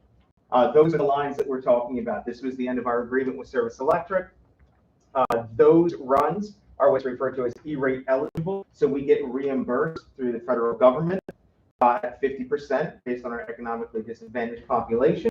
So we have to go through a formal RFP process. And then there's a scoring matrix that goes along with all of that. The Cliff Notes version is we identified that First Light would be the best provider for us. Again, it goes through a whole scoring matrix, and that would be our new service provider. We lease their dark fiber lines. We light them on our own, and that's going to be how we communicate to the elementary and how we communicate to the high school from this building. A big district goal that has actually been ongoing for a while now is delayed a little bit due to COVID, but it wrapped up really well with the RFP process that we're doing right now. We actually had a second bid out there for the 9 different companies that bid on this project to see what it would cost to add a redundant line from the high school to the elementary. So if for whatever reason, the fiber lines get cut between this building and the elementary, they're not completely dark without internet. So we'd be able to automatically reroute that traffic through the high school to the elementary. Nowadays, internet is a must. It's really hard to go without it. All of our systems basically rely on it. We cannot be without it. So that's why we have 2 internet service providers coming in. So if one of the internet service providers goes down, we can fail over to the other. This is the final piece to that redundant connection. So if that fiber line gets cut, we're all still with internet. So the redundant line is not E-rate eligible, which is why I added it as a second line item to the agenda tonight. Okay, any questions on that? I tried to spell it out in a nice memo that hopefully read in English to everybody. So hopefully that came across okay. Do you want me to dive into item number 4 while I'm here? Yeah. Yes. The redundant line isn't in place yet, is it? It is not. Nope. And we actually are able to work with the company to make sure basically it doesn't go on the same poles. It goes a completely different route. So again, if the line from here to high school is taken down, it's not a redundant line as well. Okay. Good question. All right. Would you like me to dive into number 4? Number 4 for me has been the heavy hitter. Both of these have been big projects. This one, once every 4 years, is the dreaded super big project. So as everybody knows here, we're on a 4-year technology cycle. And what we try to do is make sure we have set expenditures for our technology budget. The biggest budget line item are the devices that we have for all the students and staff in our district. So last year, the board was very kind to go along with kind of something I pitched out there, where we know we have a global backup of devices, and we know when we go to order these, if we waited until July, which is when the fiscal year rolls over, if we go to purchase then, we won't receive those devices by the start of the school year. So what we're doing is something that we've never done before. We've rolled some of that money, basically, where we were planning on using next year, into this fiscal year. So that allows us to execute on an agreement with the company this fiscal year. So again, based on all of that, we started our research as early as November, and we met with many companies, but it ended up coming down to the big 3. It came down to HP, Dell, and Lenovo. So we demoed all their devices, for student devices, for staff devices. We had pros, cons, included the technology committee, and ultimately it ended up coming down to 2 main things. It was price and availability. So not every company was able to ship within the timelines that we were looking for. And admittedly, I mean, we don't want to overspend taxpayer money, so we wanted to go with the lowest option, as long as it was still viable, which I'm happy to say it is, with the exception of the staff device. So I want to go through that very quickly with everybody right now. So again, I put together a handy memo, mainly to keep me on track. So at the K-2 age range, we had iPads in place. The Apple environment is up and going. The students and teachers have embraced it, and they're doing very well with that. We do not want to upset the apple cart at this point in time, especially with everything else that's going on. So we plan to continue K-2 with the iPads. Then starting in 3rd grade, we are piloting this year in 3rd grade and 4th grade with Chromebooks. And based on that pilot, based on feedback from the technology committee, based on my conversations with all the other school districts, we're going to be moving forward with Chromebooks in grades 3 through 12. And that is something we're very excited about. They're a lot easier to manage, easier to replicate if we need to swap something out. I can give a different device that looks the exact same to any student. So we're very excited about that. And then we have the staff device. So again, we went through all different devices, and we ended up coming down to 3, and then ultimately selected the Lenovo X1 device. This is the only device that was not the cheapest. But for the added cost, you're getting a bigger screen, a screen that has some built-in blue light protection for our teachers, a faster processor. It has a built-in digitizer. So that little pen that everybody uses, it's right there so it doesn't get lost. Metal casing, devices that actually ship with it being imaged with our image. So as soon as we get it, we basically inventory it and then get it out to the teachers a lot quicker. And then Lenovo also is the one that hosts the imaging server. So as we're moving forward strategically to minimize the servers that we have on-prem here, this fits perfectly with our model. So instead of imaging taking 2 hours, now it takes 40 minutes. So we're really excited about the turnaround time our techs will be able to do and get these devices back in our teachers' hands. So again, 30,000 foot view, that's really our recommendation. And then of course there are some desktops across the district, whether it's Raptor Food Service. And then we're also going to have to implement one more computer lab at the high school because we have Microsoft Office user specialist courses that need a PC. So we found an appropriately priced all-in-one desktop, and what we use for the Raptors, the food service department, offices, front offices, and it will be the same one for the computer lab at the high school. So really that's going to get our district down to 4 devices, which is very, very, very manageable. So that makes it really fantastic for our techs, better service, better turnaround time. So those are the devices, but it's never as simple as that because we're also evaluating our repair company. Trinity 3, now called Trifecta, they changed their name. They have been trying to work with us. They've been growing a little bit faster than they've been able to keep up with. But through the past months, years, we received too many devices back that were not properly fixed. Too many devices back that were the wrong devices. Not to mention the turnaround time was not appropriate.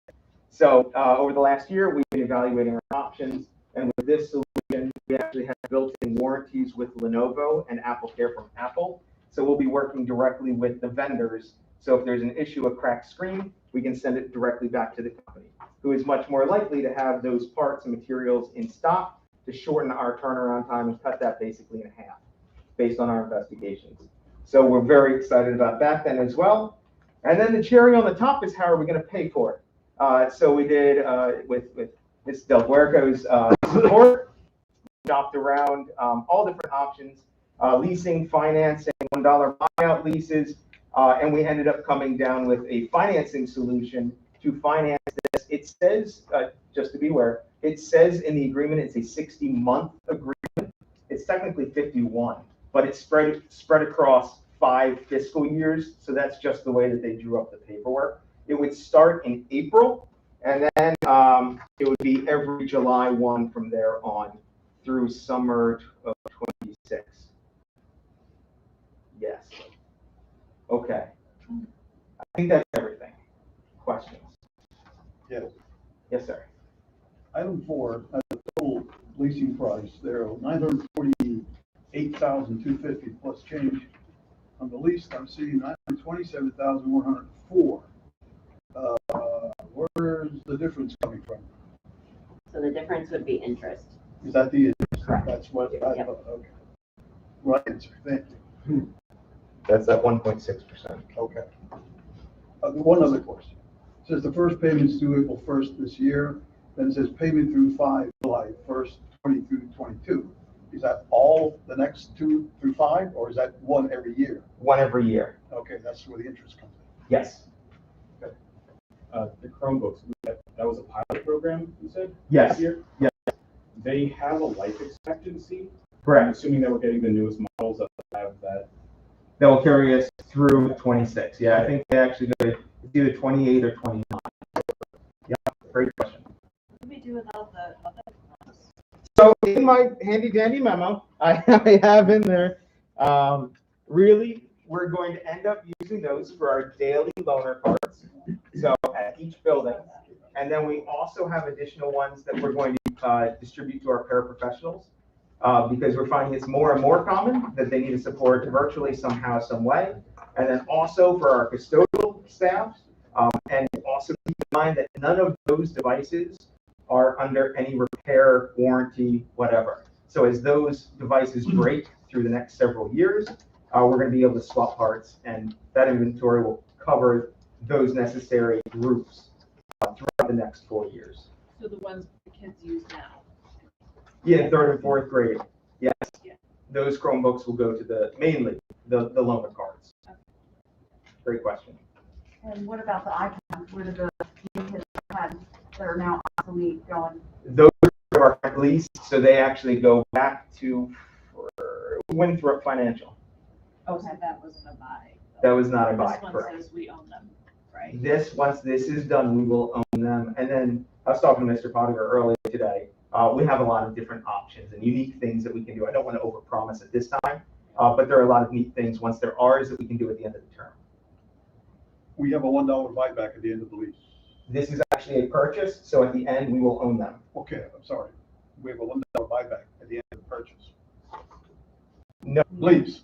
At the end of the, whatever you want to call it, we don't have to do $1. We will just outright own these. Okay, well, it says in here, this week provides the district with a $1 buyout at the end of the term of service. We had to update that document because Werico was able to get a better rate with the finance. Right. So So I we apologize. will own a pile of laptops, whatever. Yes.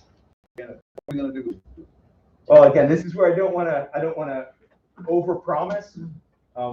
But there are, I default to Mr. Pottinger if you want me to go into all my potential plans. It's gonna be a surprise. Yeah, I prefer it be a surprise because I don't want to overpromise something at this point in time. Okay. But there are options that we have available. I just seem to think that this taxpayer paid for them at a very reasonable $1 buyback, perhaps. We could open it up to the public and let them see if they want to buy them. I know you'd have to unload a lot of stuff off of them, I guess, but. I can tell you that that's one of the possibilities. So, just to reiterate Mr. Stubitz's question, so historically, and I'm old and outdated, right? I mean, the laptop had like a 3-4 year life expectancy. If you could get 5 out of it, you were doing really good. Right. So I understand you to say that these that you're about to purchase have up to an 8 or 9 year, but what we're counting on is minimum 51 months. So, first of all, let me start with not old.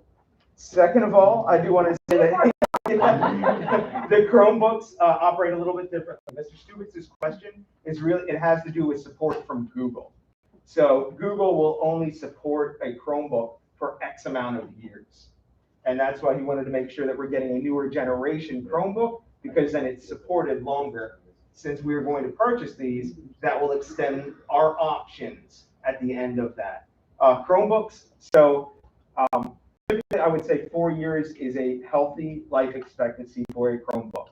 But since it's a more simplified operating system, we may be able to have a 5th year out of them. At this point in time, I'm unsure if that's going to be an option for us. But it will definitely get us through the 4 years, the 51 months. I'm very confident we'll be good with that. Okay. All right. Obviously, we don't want to be paying for something when we're not able to use it. Okay. Absolutely. So, thank you, Tom. Of course. And thank you for your detailed write-up and putting it in a flow and a way that makes it easy for us to digest. The piece for me that's missing are the numbers. Okay. So I would have liked to see a spreadsheet. Okay. So that I know what's the average cost of each device. Across each of the portfolios or categories of machines that you're recommending. Yes. What's our total, which you've given us, 900-something-thousand. How many devices are we actually acquiring? Sure. How many total, and you have that, I just, I need to do all that math myself, and I can do that, but I feel like, number one, I shouldn't have to, and number Right. two, I might make a mistake. So you tell us in some kind of sheet. I won't withhold my support. Right. Pending receipt of that Yeah. sheet, but to me, that's a really important piece. Admittedly, it was a little purposeful, not to be non-transparent. The difficulty is with these numbers, it's not just a device, because with these numbers, you have a device, and think about the Chromebooks. Then you also have a Google license. Then we also have the built-in warranty. So it ends up becoming very muddy. So the muddy number that I would give you, it really wouldn't be accurate. And the companies don't really flesh it out for you. They don't necessarily always give you a line item. So that has made the process slightly tricky. But that's why you don't see a specific number, because inevitably what you start thinking is, well, how can I compare that to what we had before, right? And then you might compare it and you might see that overall the cost is up, but what you're getting within this unit price is much more than just a device. So then I'd have to go back and try to find a way to unit rate the insurance plan that we have with Trinity 3 for the devices. It became very muddy. Yeah, I feel like maybe you can simplify it just by helping us understand. Are we talking about acquiring machines at $300, $500, or $3,000? Like, big picture, what are Sure. they costing across each of the categories? And generally, what's our average cost per device?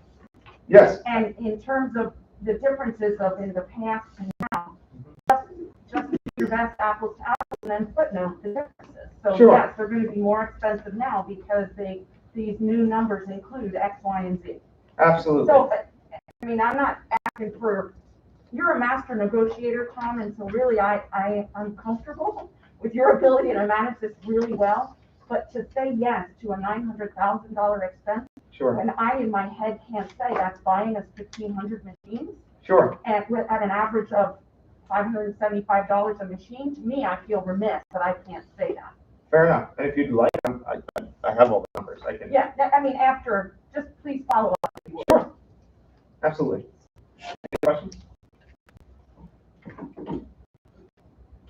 Thanks for putting all together. It's a ton of work. Yeah. I know Thank this you. is huge goals for this year, so thank you for pulling that all together, working with the stakeholders together, the device, and then negotiating the best price for the district.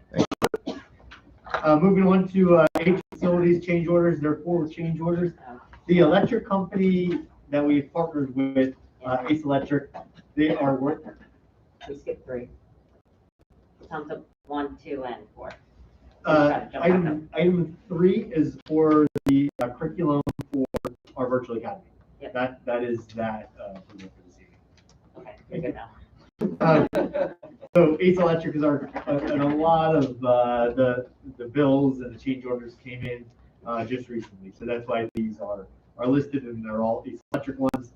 So the first one is for this library partition wall. JCA built in an electric movable wall, but forgot to spec out electric. Of course they did. I lost my agenda. Item 2 is another Ace Electric one, and that one is for, we had to relocate the door entrance to the nurse's office. Got moved to the right when you're looking at it, but in doing so, the light switch and outlet is included in that change, and again, I missed with that. Item 3 is to relocate the ceiling height. We talked about that one before. This was a miss in the plans. And this will fall back completely on this is what they call not a value add. There's nothing we gain from this one. And so that one that cost will not be incurred in the school district. We get the money out front, but it will be reimbursed later. And then item 4 is new electric for the sill heaters. So there's window units. I was going to this one. It's a terrible example. There's 4-inch grills next to these units that run along the window. And basically what that does is it keeps the window from fogging up. It's an electric heater. And so as the unit's putting out the regular heat, this electric heater is keeping that window heated. When they did the last project many years ago, they never hooked up the filter. And so there's air wires hanging in behind these units that we uncovered. So this is definitely one of the unforeseen. And they fixed all that for us and haven't hooked up right. So that's what the change order is for. Those are the change orders for the team. Mr. Boca, I'll turn it back over to you. Yes. So jumping to item I, Mrs. Hune actually talked about this earlier. This is to approve the 22-23 BCIU mandated services budget. The district portion is the $22,000. Again, this is a 0% increase for I think the 6th or 7th year in a row. Their mandated services are similar to a school district, but they do not include instruction, food service, transportation, and health services. An overview can be found on page 3 of the attached budget. Items J and K, they kind of go hand in hand.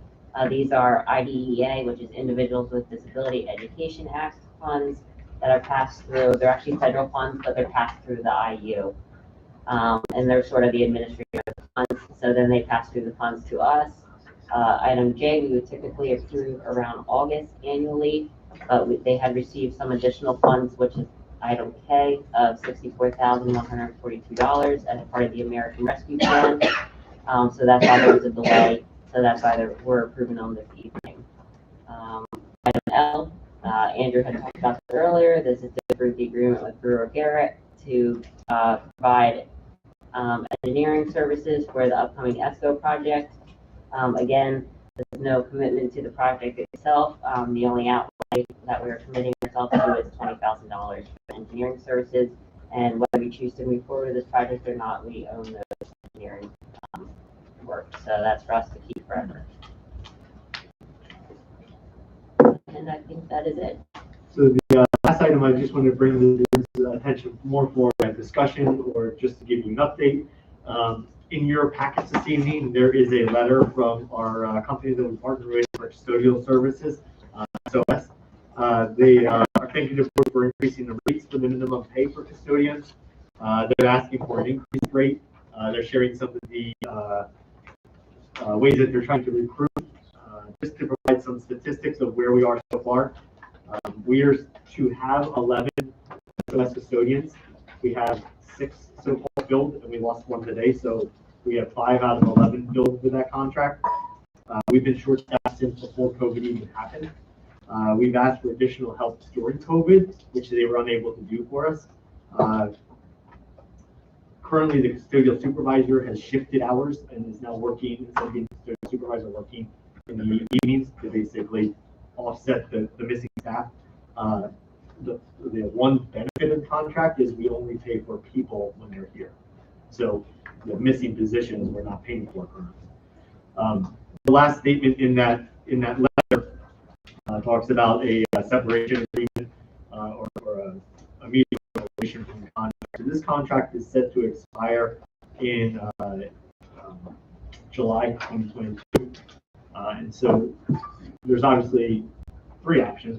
We stick to the course and see if we can get anyone. We increase the rate to what they're asking, or we go out for an RFP and look for additional services or additional new services from the custodial contractor. We've developed the RFP.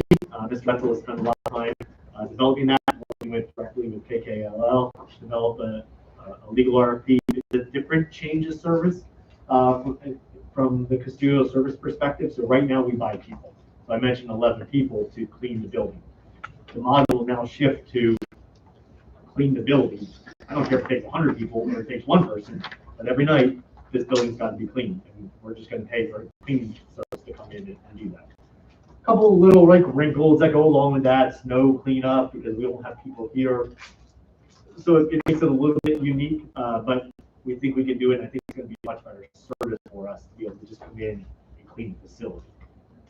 And so there's companies that preliminarily we've talked with that are interested in this type of model. So my recommendation and our plan right now is to put that RFP out, see what interest we get, and then we'll bring that back to the board for consideration. And if there are companies that we want to partner with, at that point we can make an agreement, and then we can separate with our current contract that's in place. So that's where we are right now. The daytime janitors that were missing. That daytime janitor has come back from sick leave. Okay. So he's back. So we will be covered during the day and just have the cleaning company do it at night. I'm sorry, yes. So the immediacy that person's back. Long term, if we would shift this model, we would still own the person that would be the daytime person would be bringing that, and that would be for all of us. We think that's an important piece that that person remains a Greenwood.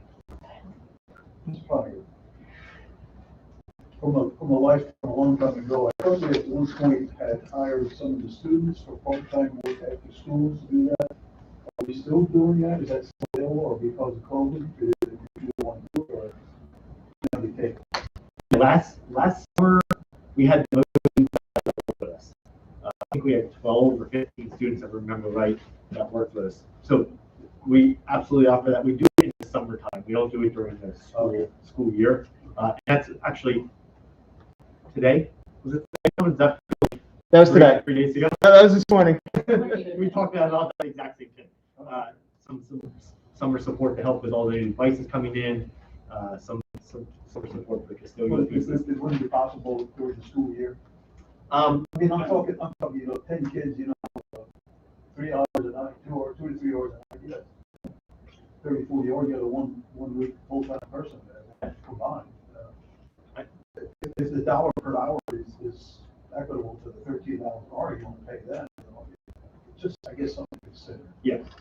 I worry a little bit, Yeah. just because of the students coming in and working, where they just left, Yeah. the balance between homework, the balance between Yeah. school life, and then I don't have a better way to say it except the awkwardness of coming in to come in and clean. But not opposed to it, just think it's somewhat of a unique circumstance. In the summer, there's not an issue at all. We actually had a lot of kids over last summer. I mean, high school kids to the middle school and the elementary school, there's not really a socially awkward component to it. You don't have a classmate just drop this up on the floor like people are. And that's what right. Right. Yeah, exactly. You bullies, student children. And there was time like, yes, I 100% would have done that. But I was a horrible person, so that happens. I'm a better person now. Okay. But it does. I mean, Mr. Hefner brings up a very good point. It clears up a big issue, and if you set it for, their hours are 3 to 6, they're getting home with plenty of time to do dinner, have interactions, sports, all of those things are still available for them. Right. And, I mean, if we're paying $11 an hour, that's what the Giants paying for part-time, shelves. Yeah, we got 13. Yeah. So, I mean, they're gonna be making more cleaning up the, the schools for the littler kids, So then that's also community pride. Fair enough. Yeah. Look into that. Cool. Good idea. Any additional board discussion? Hearing none, make it a roll call, please. Mr. Hafner? Yes. Mr. Hohenschel? Yes. Mrs. Hume? Yes. Mr. Reitner? Yes. Mr. Sheets? Yes. Mr. Stubit? Yes. Mrs. Walliser? Yes. Mrs. Eisner? Yes. Mr. Wagman? Yes. 9 yeas, motion passes. All right, moving on, superintendent report. Can I get a motion in a second? So the sheets. Over to you, sir. Thank you. So just the first, not a lot of superintendent reports this evening, a lot of curriculum. But the main thing I want to just spend a couple minutes on, in your packet this evening, you have, and obviously there, you have the mid-year goals. What we also did this evening was put together a summary. So the mid-year goals is a 8-page document. What we did is streamline that into a 1-page, here's the big things that are happening. So just because, and I don't want to sound like I'm talking about anyone, so just bear with me for a second though, but from a bigger perspective, how do we develop the goals? So we have a strategic plan process that happened, started 3 years ago. From that process, developed essentially a Gantt chart of how we were going to accomplish where we were going to be in 4 years from now. We have to do a strategic plan every 4 years, and so we're actually going to be looking at doing that next year. But through that process, I've developed these goals in really 4 main buckets. So the first bucket is communication. The second bucket is a supportive, safe learning environment. The third one is, the second one is high quality instruction. The third one is safe learning environment. And then the fourth one is organizational efficiency. This is how we bucket it, this information. We have objectives that we target each year then to ensure that we're working on our goals. Some are just a 1 year, and strategically we said we're going to target that one this year, such as the devices that we just talked about. Others are more long-standing and might be a multi-year goal that we work towards.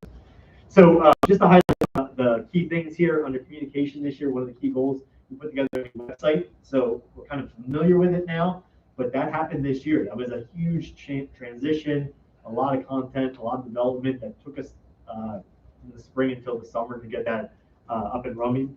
But now we have a new website, we have a smartphone app to go along with the website, and a lot more user interfaces that can occur. High quality instruction. We're doing a lot more classroom walkthroughs, and we also are putting together in conjunction with that the the state came out in the middle of all this, a new evaluation system for professional employees, which was pretty intense. And so we had to put that together and basically develop our own plan for that. We were the leaders in the county for that, and a lot of schools came back to us to talk about how they were implementing that. This one was one that almost caught us by surprise. Last time they did a teacher evaluation turnover, it was a really multi-year rollout, professional development. This one was kind of slipped in 90 hours, and then June said, hey, we're doing a new teacher evaluation. Didn't seem like it was going to be a big deal until we started uncovering the layers, and wow, it was pretty intense. So I give a huge credit to Carly and Mandy. Carly and Mandy, they have been the spearheads for being supports for our teachers through the pandemic, getting in, providing them curriculum resources. When things weren't working from the technology side, from curriculum, they're there right away. Teachers have a point of contact now to be able to go to. They're helping with the classroom observations on the instructional side, and then also with this whole evaluation transition, put that in place for the school district, and then also work with the staff to understand what this all means. So again, a huge lift on their part, and that was a huge goal for us this year. We've been talking about the 8th grade exploratory courses, so this is a change. So what previously happened in 8th grade is we only had Latin as an offering. We've transitioned that, so now we offer Spanish, German, Latin, and Explore. So each quarter they get one of those things, just to get some exposure, because in high school, the two languages that are offered are German and Spanish. The reason we continue with Latin is it's kind of the root basis for the English language, and that's why we continued with a quarter of that. New computer science courses. So we can see the two listed there: AP Computer Science and Contemporary, and then Social Studies course, Contemporary American Media. Those are the two courses that were implemented this year. We also implemented, we've talked about this one for a little bit, 2 mandatory courses in the high school. One is a freshman seminar to give study skills as students are transitioning into the high school, be a little bit more independent. They now have to take a course that is specifically on organizational skills as independent learners. And then flip on the high school senior lens, when they leave, we put a career planning course. This includes resume building, interview skills, financial planning, some of those key concepts that we want to make sure they're equipped with before they walk out the door. Interventionists. So interventionist concept is these are teachers, there's 6 of them district-wide that go in. If a student's struggling in a regular classroom, we want to give those supports to get in the classroom instead of struggling and maybe getting identified for special education because that gap gets too big. So we've put that in place, and again, that has been a really positive thing that has happened in the ESSER college, and we're able to increase that this year. Mark is something we ran last year. It's a science camp, but for math and for reading. We did that last year as a way to, there was a lot of talk about learning loss and what can we do to support students because of the virtual learning. It was very well received. We had over 120 students that participated. That is something that we're asking for approval for moving forward for this summer as well. It's going to be a little bit of a different model, not too much different, but a little bit of a shorter day. And but the concept's still going to be the same. So we're looking to run a 3-week program again and moving forward back. From the safe and supportive learning environment process, finishing up the elementary edition. Well, that seems like that was forever ago. That was finished up finally this summer. A couple still minor things that are hanging, but for the most part, that's done. Talked about earlier, intermediate middle school and the punch list, and that's kind of been the ongoing goal for this year.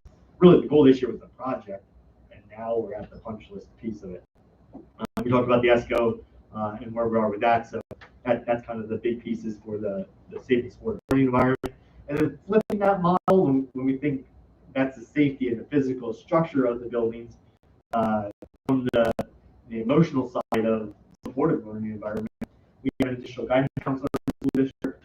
We also have been with those supports with our guidance counselors and our school psychologists, holding quarterly trainings. So our last one happened last week, and that was focused on positive training, positive parenting model for parents. So that one was held last week. And then newsletters are going out. So we have a CNI newsletter that goes out from Andy and Harley out to the staff. And then we have another newsletter that goes out from the people services from our guidance counselors and school psychologists that goes out to parents. From an operational side, organizational efficiencies, we have something called the Food Information Management System. Essentially, that is like the brain of all the data behind the school system. So when your child gets registered, all that demographic information is in there, grades are in there, course schedules are in there, and then it has a ton of branches out. So it connects out to our transportation system, to the food service system, to the school messenger when we make calls out to parents. All those things and everything else is all connected back to the student information management system. We have to make a shift because the one we currently have in school is going to be a legacy program. It's going out of date. We're switching over to a new one called Infinite Campus. As you can imagine, this is a massive undertaking. Really, Tom's taking the lead on this, but everyone has been involved in that. Principals has been heavily involved because of scheduling, because of all of those nuances that they have to do. Registrations involved. Again, all those connections, all those other systems are involved as well. So this is a massive turnover that we're doing this year, but we'll be implementing that live for next school year. Recruit and hire, so we're switching over our HR software, and that's been a pretty big transition as well. We heard some of the feedback from the board most recently in December when we talked about recruitment and some ways we can better publicize our job position, our job teams, and honestly our workflow wasn't great on the back end because of the technology system. So we switched over to new technology program. We're pretty excited about that transition. And then 2 new contracts. We have a new contract with a food service management company, Carroll Gilbert Consulting. They've been a really good partner with us so far. The Education Solutions Services, our new kind of professional contract. That's new this year. We talked about and then the final thing is we talked about the RFP for custodial services. That's going to be a big transition. We do it now once we get those RFPs back. Or we wait till July. That contract is done in July 2022, so we make that shift as well. And that's going to be goals for this year. So that is the major things that are happening on top of everything else. And so I want to thank the administration for all their work, for the teaching staff, the department leaders, everyone that had a heavy hand in putting all this together, and not just putting this together, but the work to move the district forward. And that layered on top of all the things we've been talking about tonight, COVID and has to stay, and what are we doing with contact tracing, all the other stuff. This is a pretty hefty list of the things that have still got accomplished this year.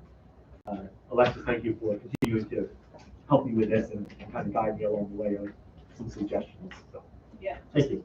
Congratulations. It's been a lot. I mean, I've been through this to the beginning with the committee, and to see this, you had a really big list, and a lot of the times I was like, you're never gonna get this. It's just, it is a lot. You guys put a lot of pressure on yourselves to make Brandywine who we are. So, yeah. Thank you. And the format of this is helpful. Yeah. Yeah. Thank you. Thank you. So that is the mid-year goals. The curriculum items. So Mr. Volker mentioned earlier, we have a 6-year curriculum cycle. And as part of our 6-year curriculum cycle, we look at, it's basically a two-year partnership that go back to back. So year 1, we actually write the curriculum. And then year 2, we purchase the supplies and then implement the curriculum. So this is year 1. And so when you see the curriculum here, what we're asking, there's 2 readings, but what we're asking for you to get similar board policies is to consider is the family consumer science curriculum. We offer that grades 8 to 12. There's a music curriculum, the art curriculum, the Project Lead the Way engineering program, vocational education or wood shop. And just as a side note, that program almost went away. We were about 8 years ago, about that close to pulling the plug on it. We now have 90 students enrolled in that class. So pretty impressive to see that turnaround happen. We have a guidance counseling curriculum that's in there, K-8, and then K-8 Explore Education, which is essentially our STEM program at the early ages. So fine arts curriculum this year, and so that is what we're presenting. You'll see this again for final approval at the March meeting, but we wanted to get this in front of you. if there would be any questions relative to the curriculum, please reach out to Mr. Volker in between now and next month. There be specific questions relative to that. And then finally, we mentioned as part of the goals, document the summer learning program, Camp Spark. And so this is the approval for Camp Spark. We would be offsetting the cost of Camp Spark through the ESSER grant dollars. So there would really be no district cost to run this. And those are the items under the superintendent report. Any board discussion? Hearing none, take a roll call, please. Mr. Hohenschel? Yes. Mrs. Yoon? Yes. Mr. Rightower? Yes. Mr. Sheets? Yes. Mr. Stevens? Yes. Mrs. Roberts? Yes. Mrs. Eisner? Yes. Mr. Hefner? Yes. Mr. Wagoman? Yes. 9 yeas, motion passes. All right, personnel report. Can I get a motion and a second? Sheets. So not too many things under the personnel report this evening. One of the neat things to highlight though is C1, that is the approval of a physics teacher. Just to put this into perspective, if I'm not mistaken, there was one physics certification in the entire state last year. So we were really lucky to pick this gentleman up, second career, and was looking to get into education. And we had him do a mock lesson with some of our students that are in the physics class, and really made strong student connections. Did a great job teaching. So we're really excited to be bringing this gentleman on as our physics teacher. How did you find him? Just out of curiosity. Random, Really? just random. When I saw that, I was like, wow, that's like him hitting a ladder. It seriously was. I know. It was really impressive. And there was actually, admittedly, another physics teacher we had even interviewed. This gentleman had a personality and connected with the kids and knew physics. So it was really neat to see engaged lessons happening that were connected to the kids. So, yeah. Congratulations. Yeah, really cool. So we're excited for that opportunity. We have the co-curricular appointments for our spring athletes, our spring coaches. So that is under co-curricular 4A. Spring athletic event staff, that's 4B. I have the 3 resignations from our Y Club staff leaders that are listed this evening. And then finally, under E, we have the approval of a maternity leave for one of our staff members that will be out beginning April 2022, and that'll extend through the start of school next year, September 30th, 2022 is when it will end. Any questions on the first? So quick question, trying to understand the impact of having to shut down our middle school after school program. Can you help us understand how many students were negatively impacted when this was essentially folded because our staff did not feel safe to provide the education to these kids and the social and emotional support that they have so diligently been providing over the past period of time? So how many kids did we hurt? It was about 20 students that were engaged. Mr. Britton, you probably have the exact number, but it was about 20 students. We have advertised for it. We don't have a replacement at this point, but we are looking to continue to advertise that and keep that program going, assuming we can find a lead role for that. Do we have anybody in the pipeline? At this point, no, we don't.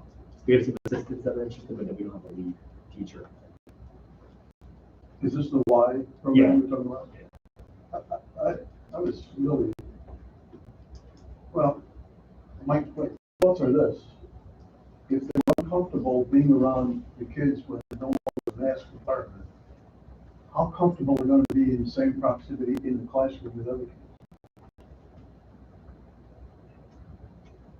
You understand what I'm saying? Fair enough.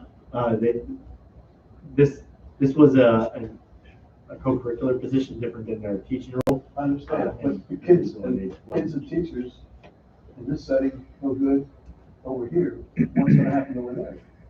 So I think some of the difference is the nature of the program. versus like in the classroom, because in the high school classroom, you can create the distance, whereas this is a hands-on Okay, I guess I'm not familiar with that particular program to make that. It's basically like an after-school program where they get together and they're doing cooking, they're doing things outside, nature. They're doing a lot of close proximity things together, and that would be the difference between a typical classroom with the rows and the teacher in front. Okay. Versus this, which is there are no seats. Like everyone's on top of each other and doing things together. Okay, thank you. Yeah, absolutely. I think to that point, perhaps, it behooves the board, and we profess to care about our staff and appreciate our staff and typically welcome our staff input. It behooves us, in my personal opinion, to solicit their input when we are going to be making changes and policy and procedural impacts. It behooves us to ask for their input and to understand what the pulse of our team is, because if we make a decision like we did without understanding what potential impacts there are, then we've been blindsided. And I put that on us as the decision-making body. So this one hurts me so bad because we could have seen it coming, we should have seen it coming, and maybe it would have, knowing that this would happen, maybe it would have influenced somebody's position on the decision that we made a month ago.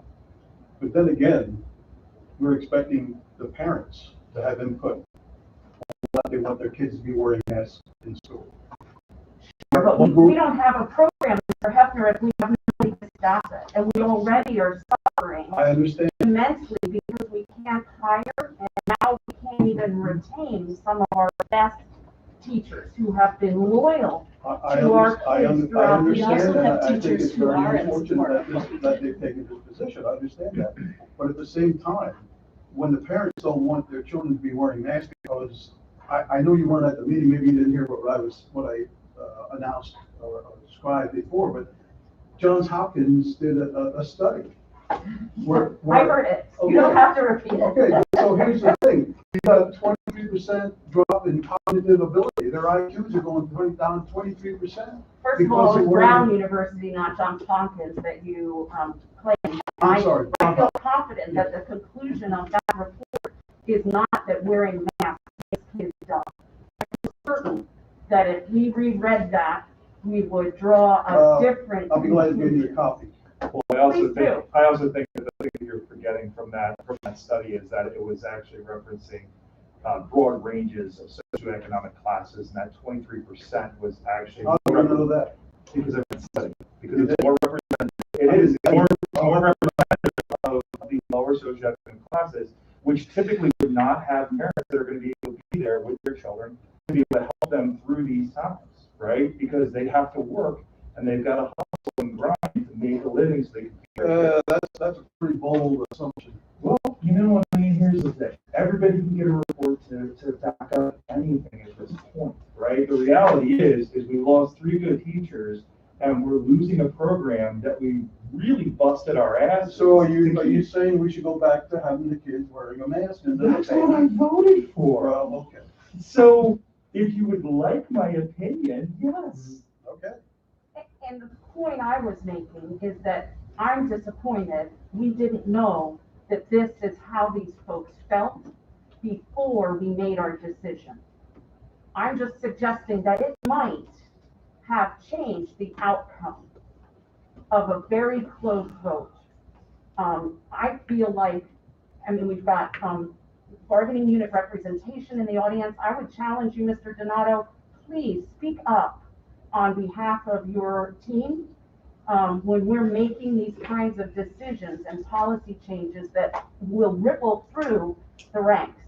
So again, not a criticism of these folks in any way, nor of you. What I'm trying to say is please give us input to help us understand. We might have still made the same decision, but without knowing that, it's like polarizing as our board is as polarizing as the faculty is. You have just as many staff members that feel passionately to allowing the children to not wear masks. Then I Show would us the challenge them data. to step Show up us and the data then. And to defend Mr. Donato, Mr. Donato and I have been in constant communication, and he has been Absolutely. informing me of the perspectives of staff and sharing with me. So, you know, I don't want to put it on Mr. Donato to say, well, you should be spoke up. There's constant communication that's happening. Yeah, and I'm not saying that you shouldn't have, I'm saying point time forward. So I appreciate that, Mrs. Hugh, and we did talk about putting out communication among staff. And my view personally was, in all due respect to all board members, that if our opinion as a staff was ignored, that would further drive a wedge between, begin to drive a wedge between staff and board of directors, which results in. That makes sense? It does, absolutely, it does. The outcome, though, is that we lost the program. As a result, we're gonna have a heck of a hard time restaffing it. And even if we can muddle something together with some people between now and the end of the school year, I can't imagine that we'll find people as talented and capable and committed and passionate as those three But we could have lost staff that members. program anyways. What's We that? could have lost that program anyways. Because why?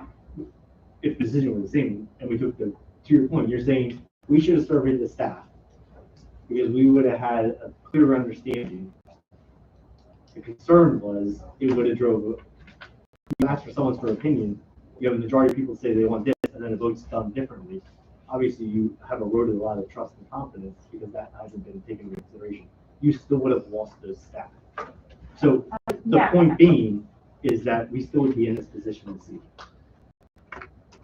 I guess if the team of 9 looking at that input from people we say we value, if this team of 9 chose to ignore that, then yeah, that would drive a wedge, and that wedge would be real because we're talking out of both sides of our mouth then. We're saying we value you, but we really don't value you enough to modify our own personal biases to create some kind of model that works for everybody. So I hear you. And again, not trying to criticize what's happened. I'm asking proactively, point in time forward. I personally would like to be informed with that kind of input to help me make decisions. I have to live with a decision that if I choose to ignore what somebody's input is, then that's on me. But not having that input and then after the fact having to suffer the consequences hurts me because this impacts 20 kids who desperately need this program, I'm told, anyway. So point in time forward, that's what I'm asking. Any additional board discussion? Hearing none, can I get a roll call? Mrs. Hughes? Yes. Mr. Raymore? Yes. Mr. Sheets? Yes. Mr. Stubik?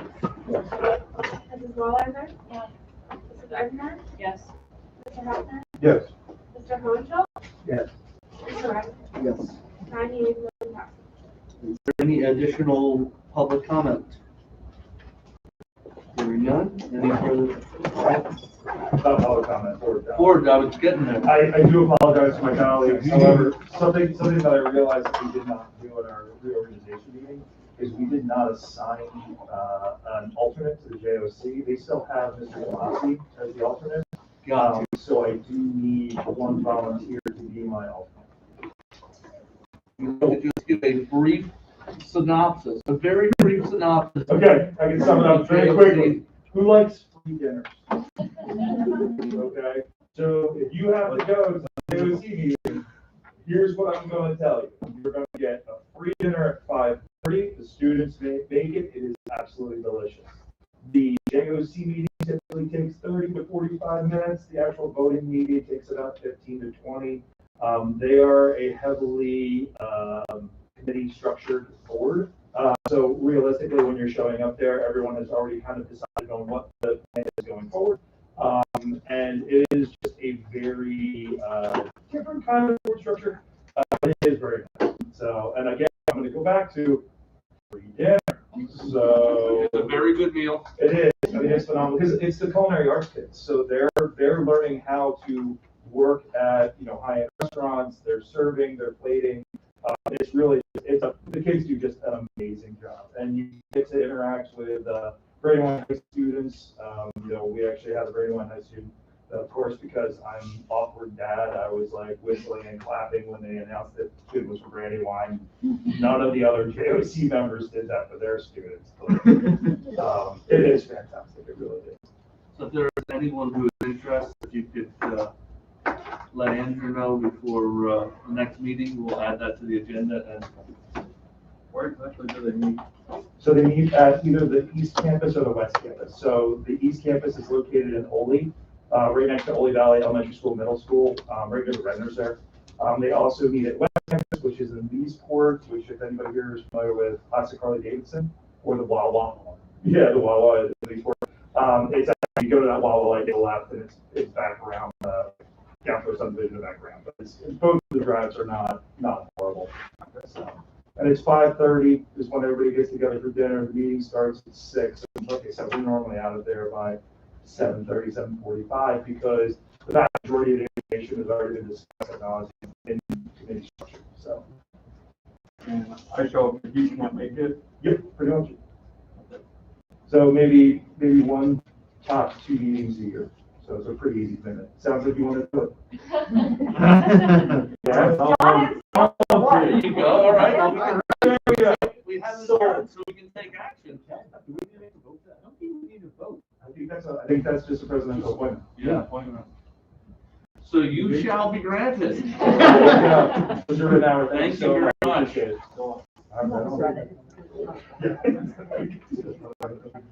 All right. A motion and a second for adjournment. So move, Chiefs. Thank you, everyone. All right, thank you.